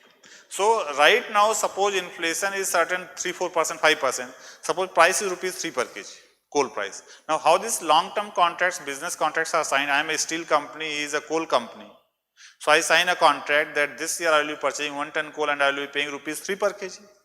Next year onwards, for the next 10 years, I will be increasing the price by rupees 3 plus the CPI or WPI published by the country. So every year I will increase the price by the inflation index published by the government. It can be CPI, it can be WPI, it can be CPI plus WPI, anything. The price, all the business contracts, long-term contracts are written linking with inflation index. So basically your rent agreement, long-term agreement, it should not be just fixed at 10%. You should ask your owners to write this year rent is 20,000, next year it should be increased by 20,000 plus CPI or WPI or by 2 as published by the country. Logical है? हाँ. But they have assumed it 10%. ठीक है, change नहीं करते हैं. UPA time में inflation 10% था, they were writing 10%, चलो acceptable है. Now when inflation is 3%, 4%, they are still increasing your rent by 10%. Totally not justified. So you should argue with it. So when I was signing for my own institute this agreement, rent agreement, so in the draft he wrote 10%. I asked why 10%. He said कि होता है ऐसा ही. हम बोले 10 कहाँ से है, why not 12 और वाई नॉट 8? तो ऐसा ही होता हमारे यहाँ 10%। हम लोग कुछ तो लॉजिक होगा ना 10% का, ना आप 12% क्यों नहीं रख रहे हो? तो बोलता ठीक है आप बताइए 12% रखता है। बोले so I tried to explain him to a certain extent. Somehow I convinced him and he brought it down to 7%. ठीक है, but you try to understand all these business contracts are written with linked with inflation. पूरी business economy ऐसी चलती है। आप लोग potato whole रहे में डेली खरीदते होगे, but business contracts it happens like this. Now when the inflation is in single digit, businessmen are willing to sign long term contracts. And when we sign long term contracts, the steel company sign long term contract with coal mining company. Then coal mining company knows that there is some buyer for that product. So coal mining company invests into mine infrastructure, it will purchase equipment, it further promotes economic activity. If inflation is 200%, I don't sign this agreement. If inflation is 200%, I don't sign this agreement, then I try to purchase coal in the daily market or weekly market. So when the inflation is very high, the business people don't sign long-term agreements. It hurts investment. Now the coal mining company is not assured that someone will buy or not. They are not willing to invest in mine infrastructure or equipment or further orders. So when the inflation is in single digit, businessmen are willing to sign long-term contracts. It promotes investments. When the inflation is in single digit, banks are willing to give you deposit rate higher than the inflation rate, and you are willing to keep money in banks. Savings increases, investments increases. When the inflation is in this range, banks don't offer you deposit rate and higher than the inflation rate. Savings in the bank declines, investment declines. ठीक है? And when the prices are increasing to a certain extent, singly, then only businessmen are willing to set up business. When the prices are decreasing, they are not. The reason is, try to understand. I as a businessman, I spend first in creating that setup and then I earn revenues. If the prices are decreasing, my expenditure is of today's price, and when I will be earning the revenues, the price will be further less. Businessmen first they spend and then they start earning. In case of prices are decreasing, my expenditure is of today's level and revenues are after 2-3 years. So my revenue generally is less than what I spent. When prices increase, I spend today, I earn at a higher price. So when prices are increasing, businessmen are willing to invest. They are willing to set up factories. Oil and gas prices started declining after Modi ji came to power in May 2014. After that, before that it was more than $100 per barrel. After that it started declining, it came to $40 per barrel. Oil and gas investment declined. When prices start decreasing, they are not going to set up all these oil rigs at a time, because if they will spend today and the prices of oil are decreasing, they won't be able to recover that expenditure. Okay? So this is the inflation which we target for. Maybe some country can keep 7%, 8%, 6%, nothing. Single digit is good for economy. All other are bad. In which case this kind of inflation may happen. Inflation बहुत important topic है. It is linked to everything, so you must understand these things properly. In which, what kind of situation may lead to this?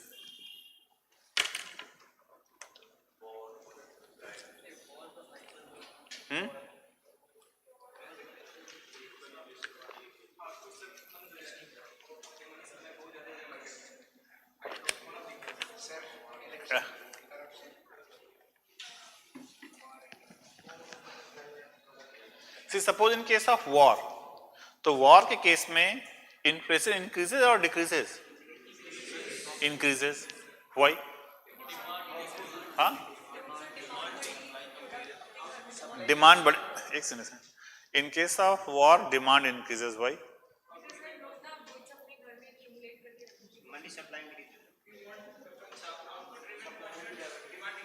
See, in case of war, what happens? A lot of things get destroyed. Output is less. A lot of things get destroyed. Factories may stop working. Output is less. You have money. Less output, more money, inflation increases. In case of war. In case of corruption, government is releasing more money. It is not creating infrastructure or something, it is reaching into the hands of public. See what happens, money supply chasing the output. If output is also increasing, money supply also increasing, it will not result in inflation. But if government released funds, output didn't increase and money reached to the in the pocket of the people. Okay. So money supply increased more proportional to the output, it increases inflation. That happened in case of UPA last 2-3 years. 2G scam, Commonwealth Games. So scams, more money reached to the system, plus a lot of supply side issues. Government blocked a lot of clearances, forest, environment, land. So supply also got affected. More money reached to the public, it resulted in higher inflation. So this can happen in case of war, corruption, galloping inflation. And this is basically an extreme case of this. This is basically an extreme case of this. Now Venezuela may it is around 200%, 300% sometime back, then few days news came ki 1,000,000%. Okay. Now if it crosses 200, 300%, it can be anything, it can move it to 1 crore, 1 lakh %, anything. And one of the main reason is corruption also, and supply is getting affected.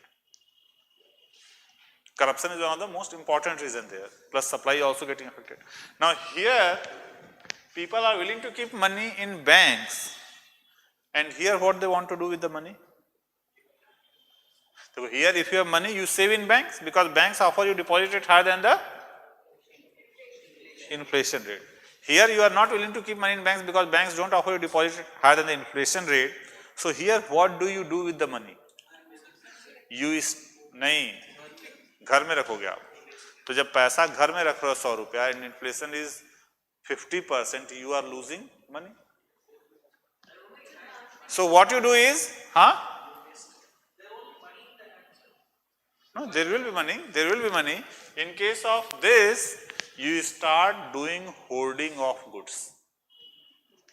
Hoarding करना शुरू करते हो. And when you start doing hoarding, prices further increases. You don't keep money in cash. If you are keeping, okay, so answer one question. You are holding 100 rupees cash. You are holding 100 rupees cash. What is the nominal interest rate?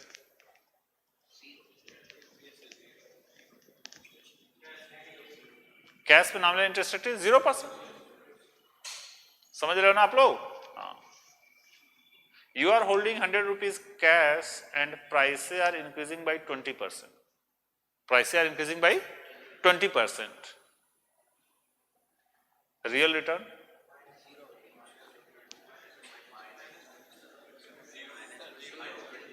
Minus 20%. You are holding 100 rupees cash and prices are increasing, price increased by 20%. The value of your money declined by 20%. So you are holding cash, prices are increasing by 20%. Nominal return? सुनो ध्यान आराम से 1 minute 2 minute time दो, relax.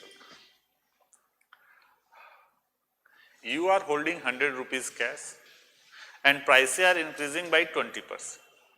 Nominal return? ये minus कौन बोल रहा है भाई? You are holding cash, nominal return will always be 0 ना. कौन बोला माइनस? बताओ, हाथ खड़ा करो. समझ नहीं रहे हो भाई? If you are holding cash तो 100 rupee note will remain 100 rupee note. You are not getting any nominal return. ये तो मैं कंफ्यूज करने के लिए पूछा था कि देखें समझ रहे हो नहीं समझ रहे हो. ऐसे ही you are holding cash, nominal return will always be 0, price are increasing by 20%. So your money is losing value. So your money is losing value by what percentage? 20%. So we say that the real return is minus 20%. 80% is real return. It will become 80 rupees, but if someone will ask you what is the return, you will say minus 20%. If you are holding 100 rupees cash and prices are decreasing by 5%. You are holding 100 rupees cash and prices are decreasing by 5%. Real return? Plus 5%. real return plus 5%. In this case, banks don't offer you deposit rate higher than the inflation rate, so you will not keep money in bank. If you will hold cash, you are getting positive return or negative return? Negative real return. So you don't want to hold cash also. So in this case, you start holding goods. आप hoarding करने लगते हो, and when you start doing hoarding, prices further increases. That is why you don't know when it touches in double digit where this inflation will go. People will start doing hoarding. It can go to anywhere, because 2 months back the Venezuela inflation was, they were quoting 200%, and 1 week or 10 days back they quoted 1,000,000% inflation, 10 lakh%.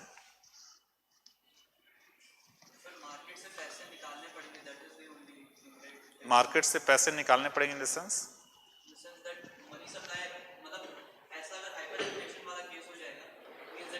Market जब hyper inflation का case होता है तो money supply निकालने से बहुत कुछ नहीं होता.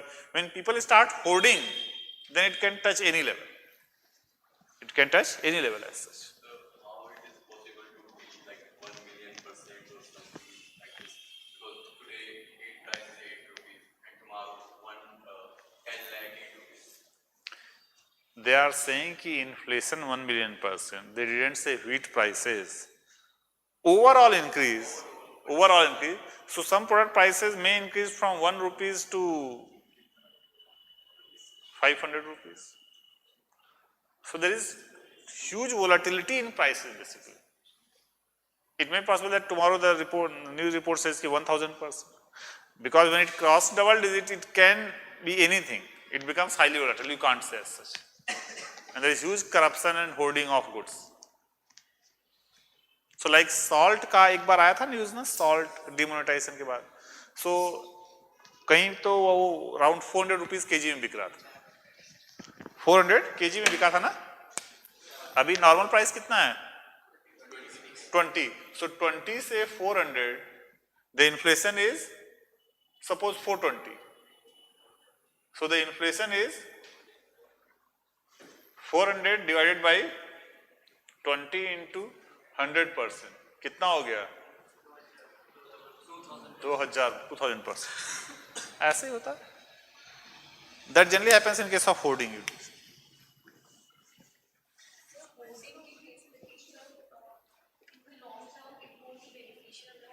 Of course, who said beneficial? I said that this is bad for economy. This is also bad for, only this is good for economy. For example, if I want to purchase 10 gram gold, it's 30,000. Right now the prices are 30,000. Right. So you will try to accumulate gold. Right. After some time the gold price will obviously come down. After some time.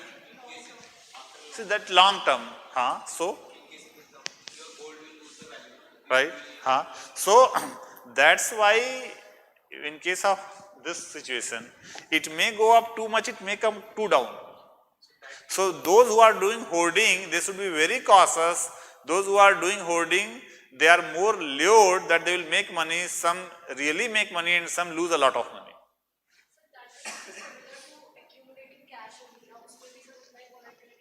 So that's what I am saying कि some people they start hoarding thinking that they will make money because prices are increasing. But actually some people make money and some lose a lot of money. Some people may just be willing to hold cash, but generally in case when the price are increasing by 20%, rather than holding cash, you should always purchase something. Of course, if the prices will start declining, then you lose. But when it is increasing 20%, 30%, generally people try to hold thinking that they will make money. They may lose, of course they can lose if the price comes down.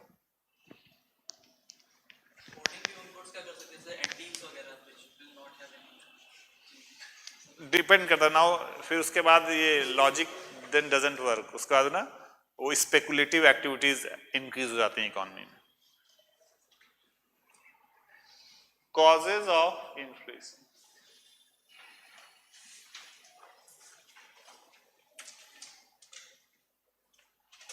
Demand pull,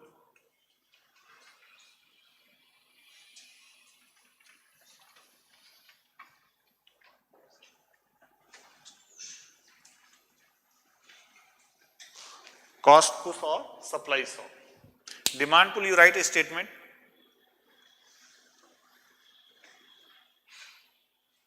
This kind of inflation arises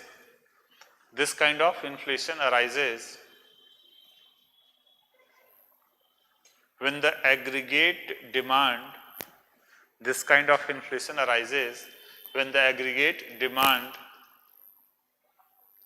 in the economy increases more rapidly. This kind of inflation arises when the aggregate means total.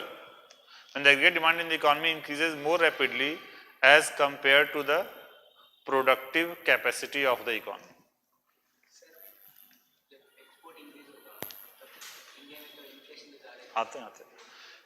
This kind of inflation arises when the aggregate demand in the economy, total demand in the economy increases more rapidly as compared to the productive capacity of the economy. हाँ, क्या doubt था, पूछो आप.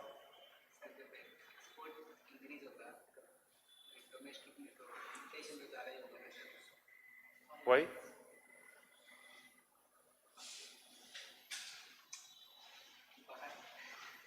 बाहर पूछना चाहते हो?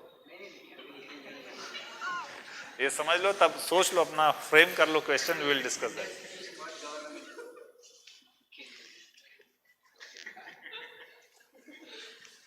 अच्छा, ऐसे रिलैक्स होकर सोचते हो तो जब भी कुछ पॉपअप करता है तुरंत थ्रो करते हो, देख लो, ये समझ लो, then you ask this thing. ठीक है. व्हाट इट मीन्स इज, अच्छा, first thing, give an example. So this is a kind of inflation, causes of inflation. Tell me a product where you are facing this kind of inflation. You, huh? What? House rent. Good. So house rent में what happened? Demand has increased a lot for houses and supply we have not been able to increase. QP में सुना था ना ये example? नहीं. So demand pull inflation means demand increases more and we are not able to increase the supply.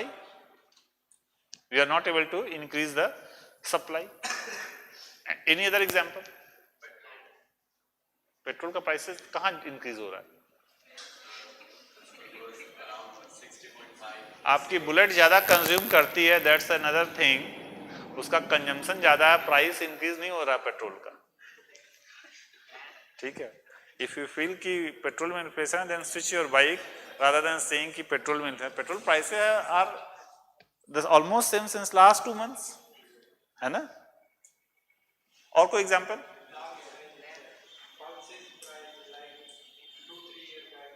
हाँ, 3-4 years back he is saying कि pulses prices increased to around 200 rupees. Do you think it was a demand pull inflation? 3 years back pulses ज्यादा खाने लगे थे आप लोग या Indians? देन वो सप्लाई साइड फैक्टर था. इसमें आप लिखो कॉस्ट पुश और supply side. This kind of inflation arises, this cost push और supply side, this kind of inflation arises because of increase in cost of production.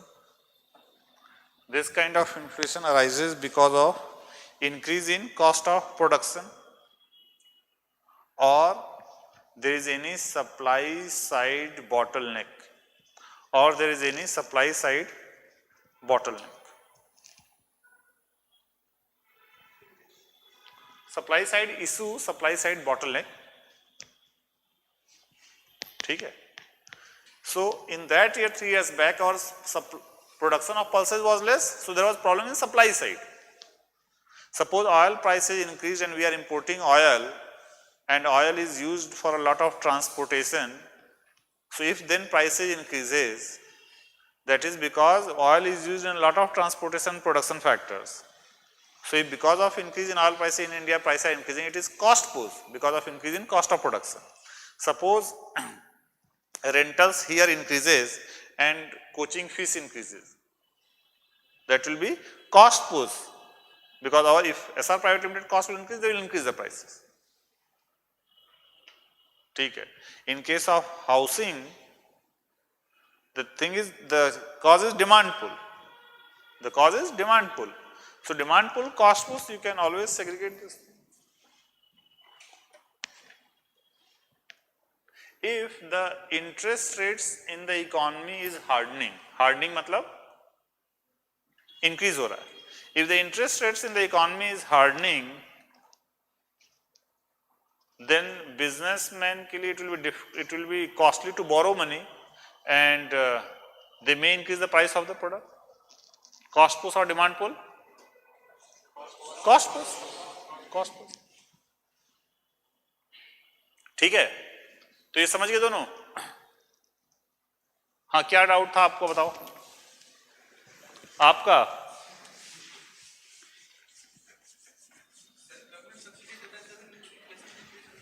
Government हाँ होगा. आप बताओ. Government give subsidies. Government is suppose government PM किसान में government starts giving ₹6,000 monthly. ठीक है, तो इन्फ्लेशन तो होगा. What kind of inflation? Demand pull, cost push?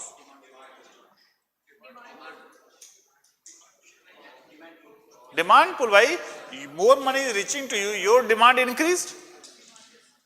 More money government is giving it to you, demand pull.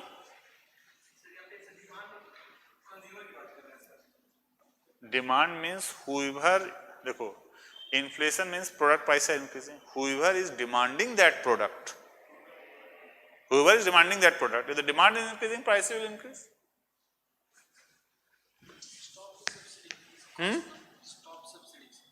Stop. मैं समझा नहीं. स्टॉप सर अगर हम स्टॉप कर देते हैं सब्सिडी देना तो वो क्या? अगर सब्सिडीज प्रोडक्ट पे subsidy, if you are stopping, so if you are stopping the subsidies on product, the demand for that product will reduce. तो वही एक कोई एग्जांपल बताओ, I will answer your question. कोई एग्जांपल बताओ.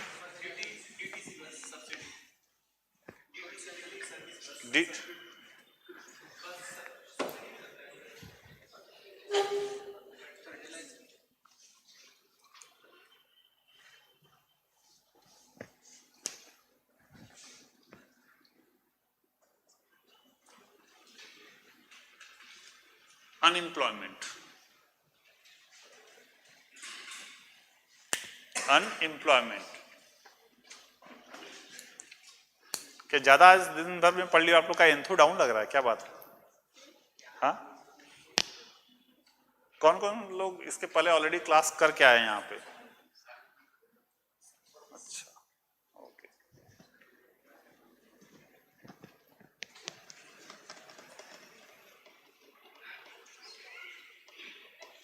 Because teachers enthusiasm depends on the students, है ना.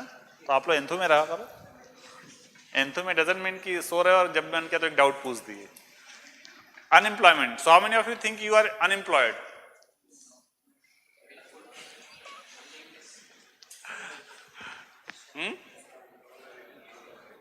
You are not unemployed. ठीक है, so don't think of yourself as you are unemployed.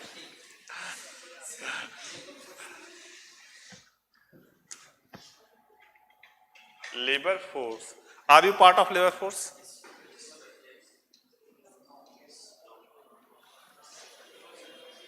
You are part of labor force or not? No, you are not part of labor force.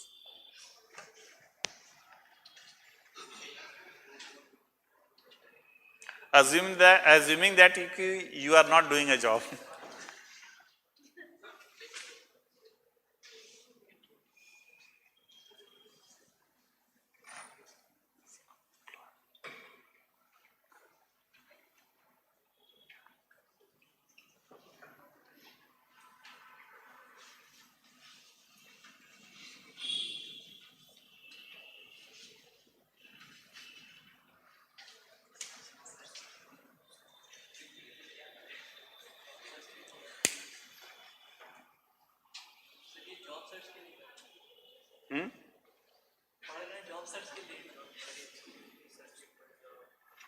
बताते हैं ना.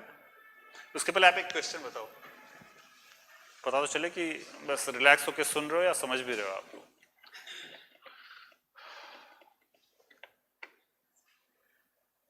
If in India inflation is increasing, if in India inflation is increasing means price of goods and services increasing, how it will impact rupee dollar rate?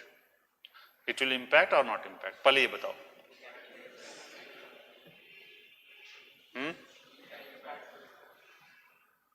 It will impact or not? So in which way it will impact? सुन, एक minute सोचने का time देते हैं। Prices in India is increasing, how it will impact rupee dollar rate? एक minute सोच लो and then I will accept your answer. Copy pen लेके सोच सकते हो आप।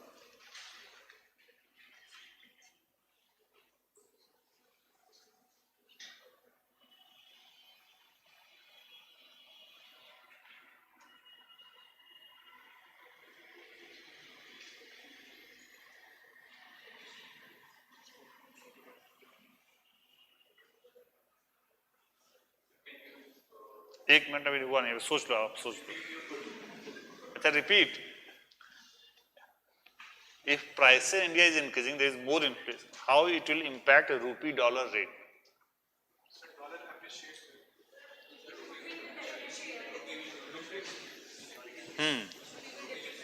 So how many of you think rupee will depreciate?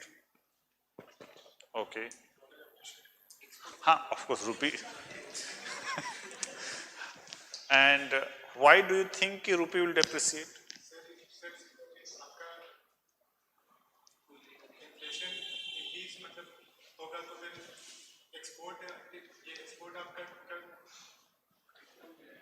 Slow होगा और फिर मतलब उसके कारण आपका मतलब और कोई?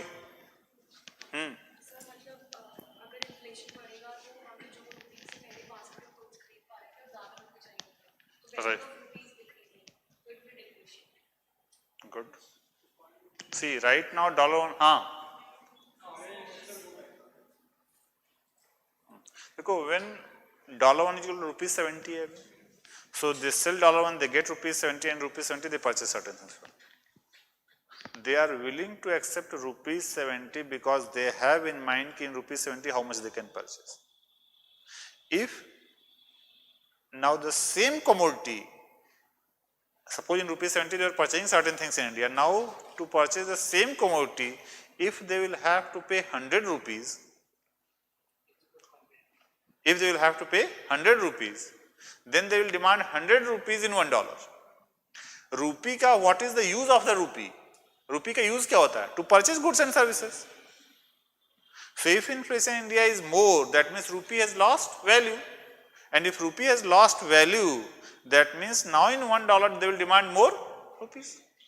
And एक ये logic है. The second logic which says, I said कि inflation, that means rupee lost value. So rupee lost value means rupee lost value in terms of goods and services. ध्यान सुनना, rupee lost value in terms of goods and services. That means you need to pay more rupee to get same goods and services. So rupee inflation means rupee lost value. So if rupee lost value, you need to pay more rupees to purchase the same goods. You need to pay, since rupee lost value, so now you will have to pay more rupees to get $1 also. This logic.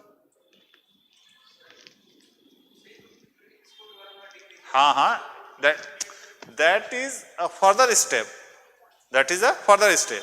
उसका impact consequence है. So inflation हुआ, rupee lost value. So now they will demand more rupees.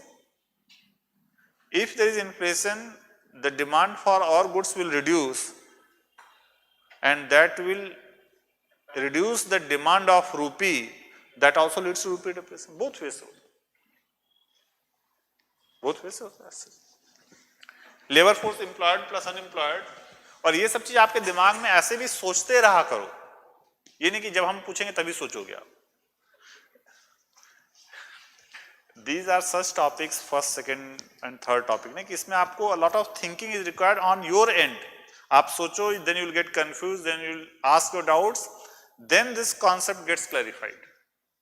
हमने भी ऐसे ही सीखा है, no one has taught this thing. ये ध्यान रखना आप लोग, ये मत सोचना कि MBA में हमें ये चीज पढ़ाया गया, कभी नहीं पढ़ाया गया, ठीक है? समझ गए आप? MBA में we studied higher micro economic theory, जो कि ऑप्शनल का सिलेबस है, दैट आई हैव फॉरगॉटन, ठीक है? This everyone learns by self practicing. हाँ, some teacher may help you, but practice आपको खुद करनी है चीज. Linking of it. Labour force employed plus unemployed. Unemployed means not in job but actively. This word is very important.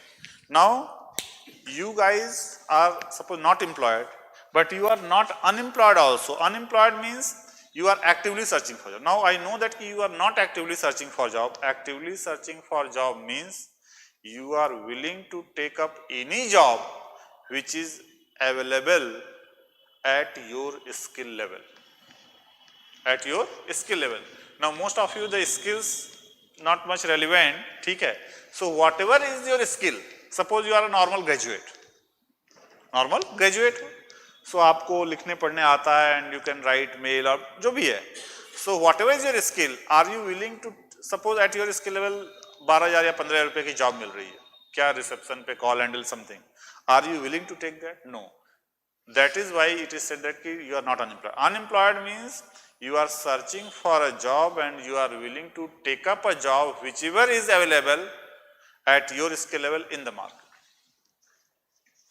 So you are not actively searching for a job, you are preparing for a particular exam as such. ठीक है?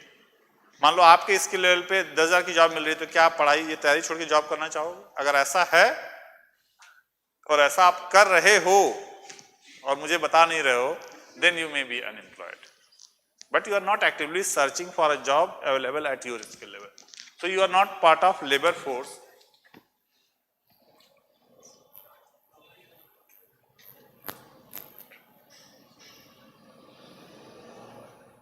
So these are not part of labor force, these are not part of labor force. Out of this, those people who are either employed or actively searching, they are part of labor. You are here only 15 to 60, but you are not employed, you are not actively searching for a job, so you are not part of labor force. So out of this population, only those who are either in job or not in job but searching for a job, they are called labor force, part of labor force.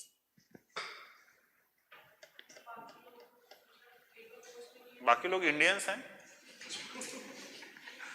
बाकी लोग they are not part of labour, बाकी वो Indian है, citizen है, जी रहे हैं, सांस ले रहे हैं.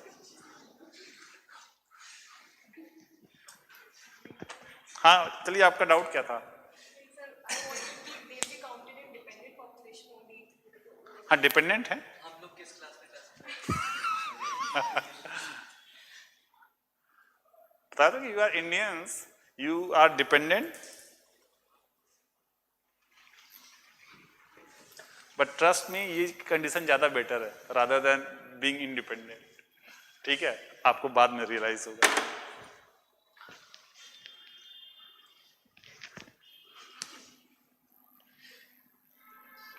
Types of unemployment.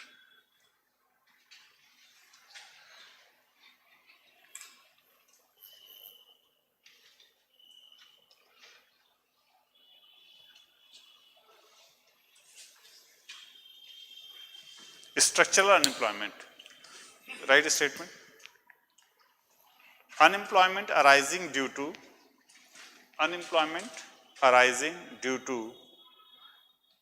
change in technology. Unemployment arising due to change in technology, comma, change in government policy. Change in technology, change in government policy, comma, people not willing to move to locations. People not willing to move to locations where jobs are available. People not willing to move to locations where jobs are available. So these three categories are called as structural unemployment. So Suppose change in technology. Now when computers came, a lot of people who were doing hand jobs, handwritten, writing jobs, then they lost jobs. That was structural unemployment. If suppose government says, suppose automation, now a lot of automation is happening.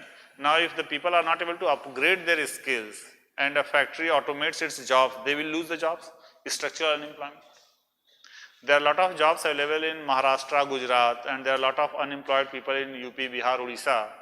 But they are not willing to migrate to Maharashtra, maybe because of social reasons, or maybe they think that if they will move there, whatever they will earn, it will be gone into rent and other things. So they are not willing to migrate. So we have jobs, but people are not willing to migrate. Structural unemployment. And there is a very basic characteristic of structural unemployment.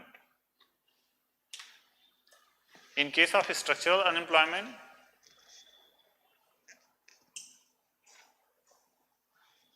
there are jobs available also. In case of structural unemployment, there are jobs available also, and there are unemployed people also. In case of structural unemployment, there are jobs available also, and there are unemployed people also.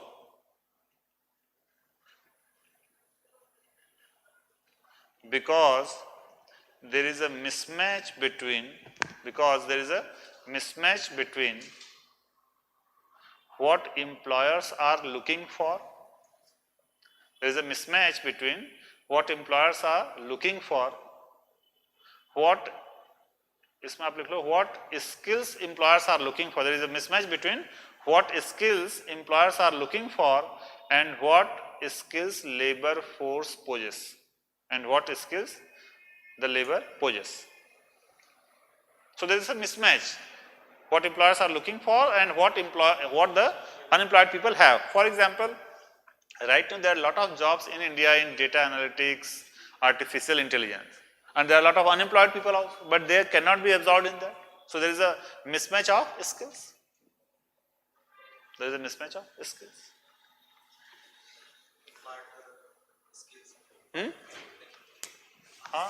Skill India.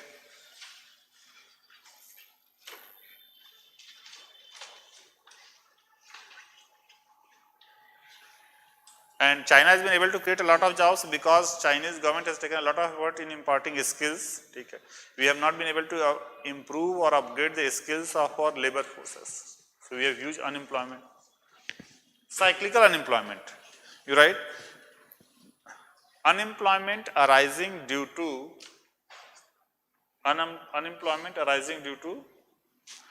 business cycles downturn, recession. Unemployment arising due to business cycles downturn, that is recession. So this leads to cyclical unemployment. So when there is recession or slowdown, output reduces, companies lay off their workers, unemployment increases. Third is seasonal.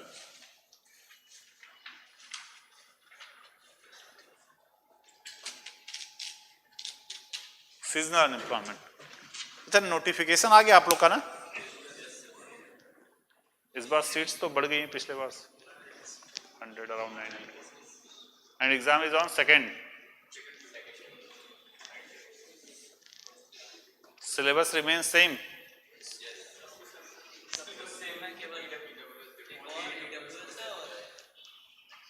अच्छा, next year से that will be applicable. बहुत sensitive topic है, don't raise here. Seasonal unemployment. Seasonal unemployment means the labor remains unemployed for the same season, same time period every year. The labor remains unemployed for the same season. The labor remains unemployed for the same season or period every year.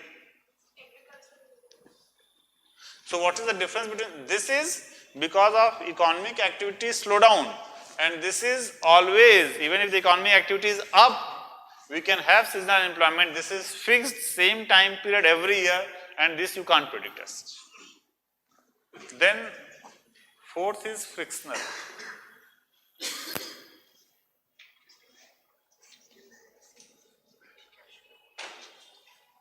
frictional unemployment. Frictional unemployment means, so I was doing job in Bangalore, software coding, Java and C++. So I had to come in Diwali November 2004. So my leaves were approved, but 1 week before Diwali my boss cancelled my leaves. He said कि project में बहुत काम है and blah blah. So I said कि I will do all this work once, let me come back after Diwali, क्योंकि mood बन चुका था दिवाली में जाने. But then he said कि नहीं it's बहुत ज़्यादा काम है. अब एक बार मूड बन जाता है तो फिर कहाँ किसकी सुनते हैं. So I resigned there. ठीक है. So and then I thought कि ये तो हर साल का किचकिच रहेगा यार कि बेंगलोर टू वाराणसी, भाई बेंगलोर टू दिल्ली फ्लाइट से, फिर दिल्ली से यहाँ, और अभी की तरह चीपर नहीं थी फ्लाइट्स 2004 में. There was very less competition. अभी तो you can fly in rupees, if you book before 1 month तो 2500. उड़ान नहीं इसमें, हु सेड उड़ान? 2500 3000 में. At that time it was 10,000 rupees. At that time it was 10,000 and after that again from Delhi to Varanasi. So I said कि हर साल का ही किचकिच होगा. So I resigned from the job. I came to Delhi and then I started looking for a new job here. So it took around 1.5 months for me to find a new job. So for that मैं अपनी कहानी नहीं सुना रहा हूँ, ठीक है, और ज़्यादा इमोशनल होने की जरूरत नहीं हमारे अनएम्प्लॉयमेंट पे, ठीक है. So for that 1.5 months I was frictionally unemployed, frictional unemployment. ठीक है. Unemployment arising due to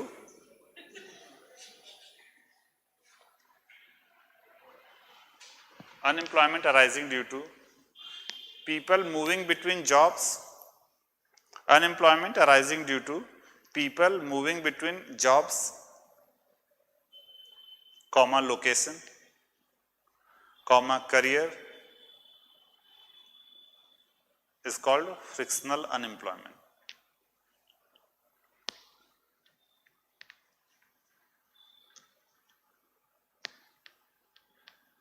See, there is a new trend that people do 4-5 years of job, then they resign, they relax, and then they again start searching for a new job. ठीक है.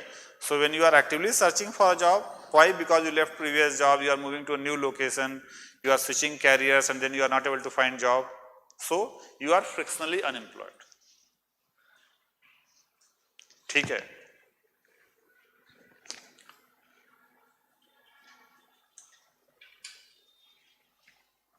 Disguised unemployment. Disguised unemployment. इसका बस आप एक ही statement लिख लो, marginal productivity of labour is 0. ये तो हमने हाँ डिस्गाइज्ड अनएम्प्लॉयमेंट में हमने मार्जिनल प्रोडक्टिविटी समझाया है ना. हाँ, marginal productivity of labour is 0. That means there are too much of laborers involved into job, but they are not effectively increasing the production. They are not required, they are just involved because they don't have any other job. Disguised unemployment. Productivity, production will remain same. Production will remain same. And if you will remove the laborers, productivity of labor will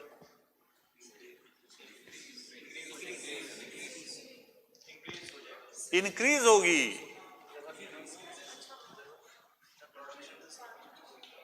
If you remove laborers, production upon labor, now less labor, per labor productivity increased.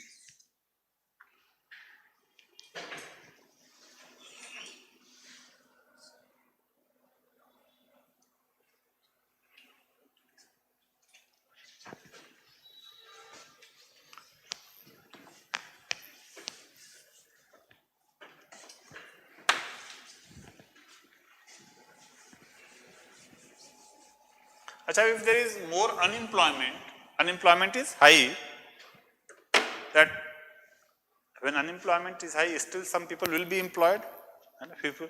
So when unemployment is high, then the people who are employed, their salary will increase more or less? Less, generally less, because when a lot of people are unemployed, those who are employed, the employer will not give high salary, because if they will demand high salary, there are other people who are willing to work at a lesser wages. If there are a lot of unemployed people, they are willing to work at lesser wages. So those who are employed, the employer don't increase their salary much also. And if there is huge unemployment, what you can say about prices, inflation? Inflation will be high or less? Less. Because if people are unemployed, they don't have money. So inflation is less. So if we plot a curve of unemployment and inflation,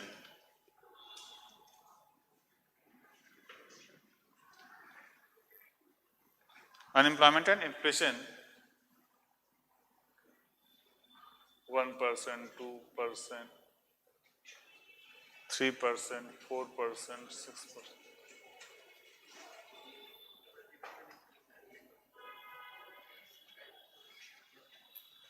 So if unemployment is high, that means more people are unemployed, they don't have money, they can't purchase goods. So prices will be, inflation will be less. So if unemployment is high, inflation will be less here. And if unemployment is less, that means more people are employed. That means more people are more. If unemployment is less, more people are employed. Inflation will be. This is called Phillips curve.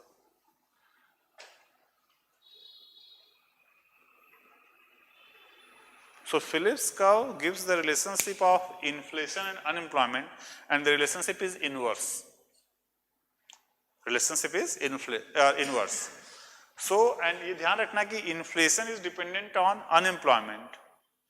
Unemployment is not dependent on inflation. So, keeping all the things constant, if unemployment increases, inflation will decrease. But if inflation is decreasing, you can't say anything about unemployment as such. ठीक है? So, inflation is a function of unemployment. If unemployment will change, inflation will change. Y axis, x axis, समझो ना? So y is a function of x. So if x varies, y varies. You can't say vice versa. So here, inflation is a function of unemployment.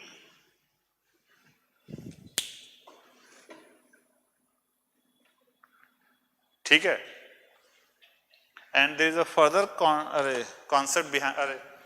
above it, देखो ये तो inflation employment का Phillips curve है. Now there is a further concept. क्या है? जैसे suppose right now there is some inflation in India. So suppose this is India, we are producing some output and we are getting some wages. So this wages is chasing that output, है ना? So there is some output, we are producing some output, we are getting some wages and this ways is chasing the output. So certain level of output, certain level of wages. Next year, if because of our increase in experience and productivity, next year if we increase the output by 10%, if we increase the output by 10%, why? Because of our experience learning curve. So this year some price, some money and changing the output. Next year we increase the output by 10%. If the employer will increase your wages by 15%, it will result in inflation. So your wages should be increased as per the increase in productivity. So this year some output, some wages you are getting. Next year if you, because of your increase in productivity, you increase output by 10%, your wages should increase by 10%.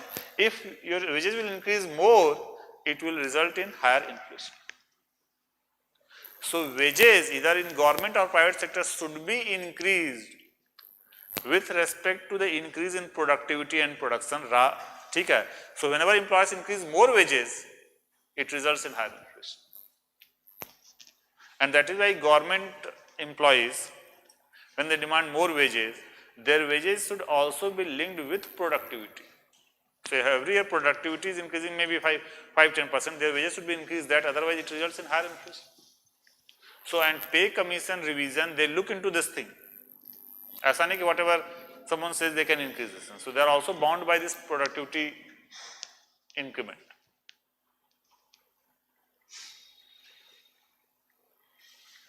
समझ गए? अच्छा, this IBC and security SARFAESI ये सब हम लोग बाद में करेंगे once you have some experience of how this economy has function so far, tax वैक्स का नॉलेज आएगा। तो ये टॉपिक एक साथ ही जो है SARFAESI act, this economic offenders act and IBC ये सब हम लोग बाद में करेंगे, ठीक है। और कल प्लीज आप लोग क्वेश्चन पेपर लेते आना, वो डिस्कस नहीं हुआ है ना, हाँ, तो आप लोग क्वेश्चन पेपर लेते आना। तो पहले हम लोग कल क्लास करेंगे and then will discuss the question paper. और या अभी भी आप पढ़ना चाहते हो?